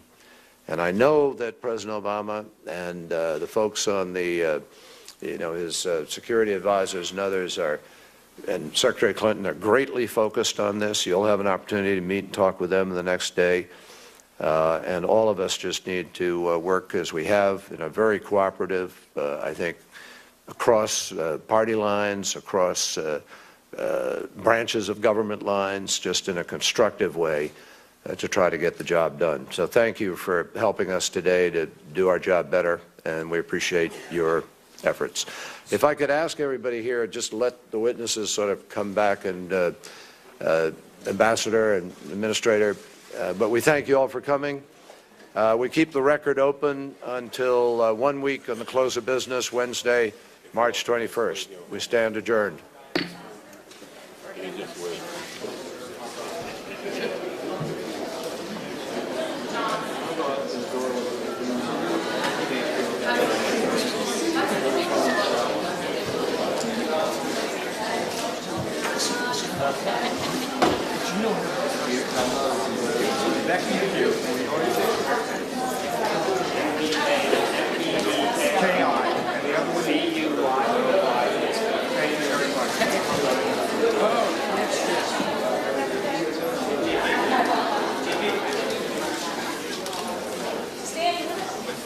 I'm not losing here, Stan. We've been successful so far today.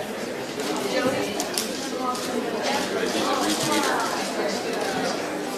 Step in. It's like a jury back here. Thank you very much.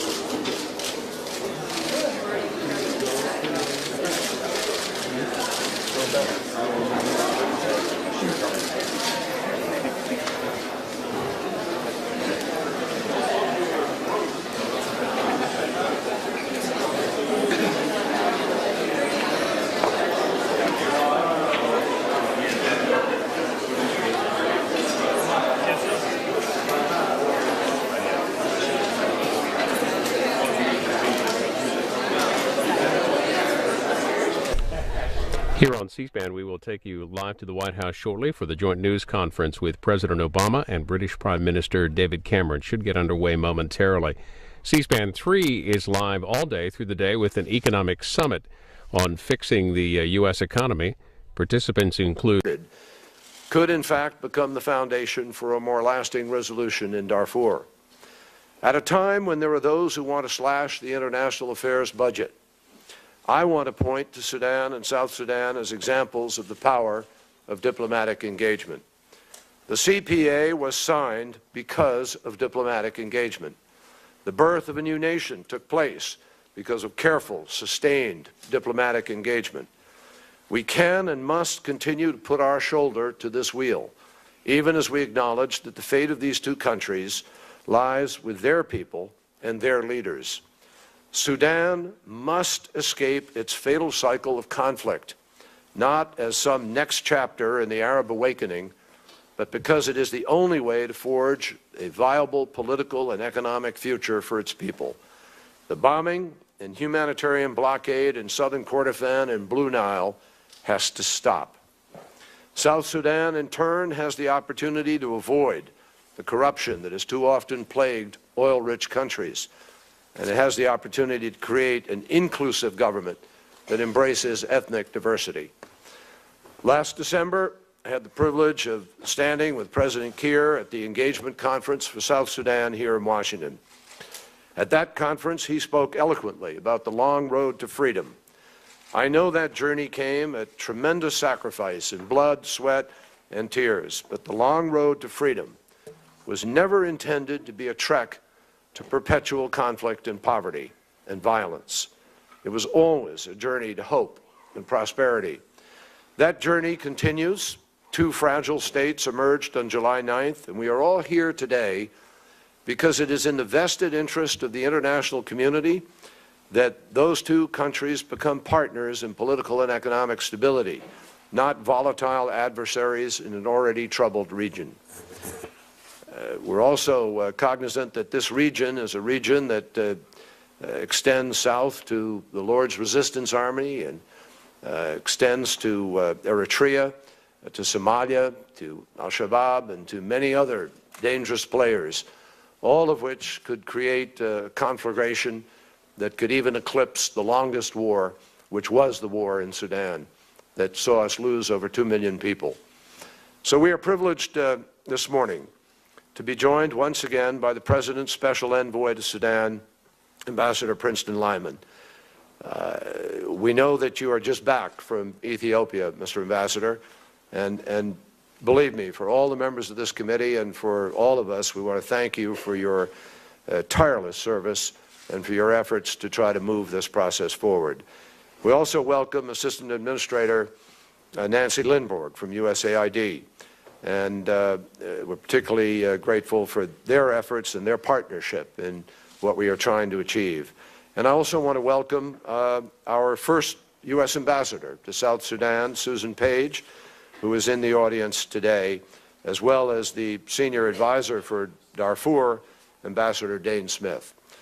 On our second panel, George Clooney and John Prendergast will join us, and I want to thank them, both of them. I was there with them last year. I saw firsthand the focus and attention that their efforts and their project has brought to this issue. They represent the Satellite Sentinel project, which has given us a window into events in southern Kordofan and Blue Nile and elsewhere, and they are literally today just back and arrived from yesterday being in Sudan, and will share with us their observations. I'm pleased that they've been able to get here, and I know they're going to be talking with Secretary Clinton and President Obama tomorrow and others this week. And joining them on that panel is John Temin, who is a Sudan scholar at the U.S. Institute of Peace. So I think today we'll have a good opportunity to really get some insights, and we welcome it. Finally, let me just, on a note of sadness, I want to, I think as many of you know, Congressman Don Payne passed away last week, and he was a constant champion for all of Africa, a tireless advocate for the people of Sudan and South Sudan. His funeral service is taking place today, and this morning our committee remembers him for his dedication to the cause of peace. Senator Lugar. Well, thank you, Mr. Chairman. I join you in welcoming our distinguished witnesses. We look forward once again to their testimony, and we've appreciated their good counsel. And I join you once again in a tribute to Don Payne, who has worked with us in this committee and on the House and has been such a champion in Africa.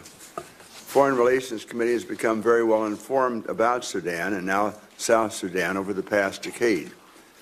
This is unfortunately due to the inordinate amount of human suffering that has occurred there, including genocide, other crimes against humanity, deadly tribal conflicts, and now border clashes. The extreme violence and deprivation that characterize much of that conflict in the Central Africa region, including Sudan, has recently been brought home to millions in this country through the viral YouTube video that depicts the cruelty inflicted by Joseph Kony and the Lord's Resistance Army. The impact of the bloody fighting between Sudan and South Sudan has been brought home in another way. When the comprehensive peace agreement signed in 2005 finally achieved the separation of South Sudan from the north last July, It was hoped that the petroleum wealth they share, oil from the south, exported through pipelines in the north, would be deemed too precious for either side to forego. Instead, however, oil exports have stopped, putting upward pressure on oil prices globally. Even though the United States imported no oil from Sudan, oil is traded on a world market. So in today's tight oil market, any major loss of supply affects all prices, from the crude that Americans import to the gasoline that they buy at the pumps. That is why I've stressed the importance of U.S. and international efforts to improve transparency and governance in oil-rich countries. Stability in oil-producing regions leads to stability in gas prices here, and I've appreciated very much the leadership of Senator Cardin in that effort. Events in faraway lands can directly affect the U.S. economic and security situations, besides influencing the cost of the fuel that heats our homes and powers our vehicles. Conflicts in places like Sudan, Somalia, or the Arabian Gulf can place strains on our humanitarian resources and require us to maintain civilian and military capacity to respond to crises that affect our national security interests. The administration should redouble its diplomatic efforts with the international community, including the African Union and the Arab League, to help bring about a stable and productive South Sudan and a more responsible and responsive republic. To nurture the process, just as we helped to midwife the birth of a new nation. There are actually some signs that are cautiously encouraging. On January 9th, President Bashir made the right choice in allowing the South's referendum. On July 9th, he made the right choice in recognizing its outcome and even in traveling there to welcome it. Yesterday, he announced that he would travel to Juba for the first time since independence in order to meet with President Salva Kiir. But for every step forward, there has also been a step backward toward the patterns of violence and repression of Sudan's past. In the last year, Bashir has waged war on his own people in southern Kordofan and Blue Nile. He's arrested student protesters, and he has rejected viable solutions to outstanding issues in favor of aerial bombardment and bellicose rhetoric. The past has again become prologue. For its part, South Sudan has established itself as a new nation. President Kiir has named a diverse cabinet, and the leaders in Juba have put forward serious proposals for a lasting settlement. But the country has also experienced wrenching ethnic violence. There are allegations that it has supported proxy fighting in the north, and in an act that may be justified, but may also be self-defeating, it has cut off the flow of oil. For all these struggles, we can't devalue the progress that we've seen. Peacefully creating a new state was an accomplishment of historic magnitude. Furthermore, in Abyei, Ethiopian peacekeepers have helped to bring a critical measure of stability, although it has to be said that it came after an enormous amount of the movement of people and the killing of people, and really the cleaning out of the whole population in that area. In the New York Times recently titled an article, "Hope for Darfur." And I would ask you, when was the last time you saw hope and Darfur in the same sentence? Cautious optimism may be appropriate given recent developments. Some Darfuris who are displaced are returning home, and the Sudanese government and the liberation and justice movement signed a peace agreement last year. So I look forward to hearing today whether these steps, if actually implemented and supported,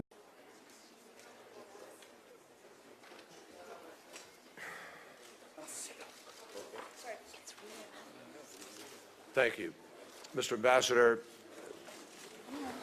we are delighted to welcome you here today. One of the privileges and responsibilities of our committee is to shine attention on important issues when they're not part of the daily drumbeat of the news cycle. We all remember the famous moment in Charlie Wilson's war when, having achieved the objective of driving the Soviets out of Afghanistan, Charlie Wilson is stunned to see how quickly his colleagues have moved their attention elsewhere, despite, as Wilson said then, that the ball keeps on bouncing. Well, we know what came next and how tragically too many policymakers only returned their attention to Afghanistan after 9/11. Our committee, I believe, would fail the test of history if we allowed attention today to drift from the critical situation in Sudan and South Sudan. I had the privilege of being in Sudan a number of times over the course of the last few years, and particularly for the referendum. And I saw the expressions of hope for the future and watched the difficult birth of a new nation. I was privileged to be there with Ambassador Lyman, with others, with George Clooney, John Prendergast, people who invested a lot of time and effort and energy to get to that moment. I think now we'd all do well to remember that you can have a vote to make a new beginning for a nation or for any number of things, but you can lose the future when the tough choices that follow are denied, when they're deferred, or when collective attention is somehow diverted.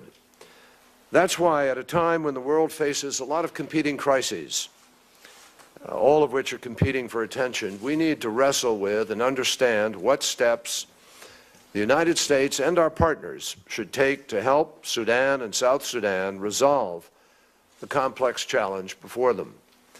Make no mistake, it is the leaders in Khartoum and Juba who must choose between a future of conflict and poverty or a future of security and prosperity. But we must not abdicate the important role the United States can play in helping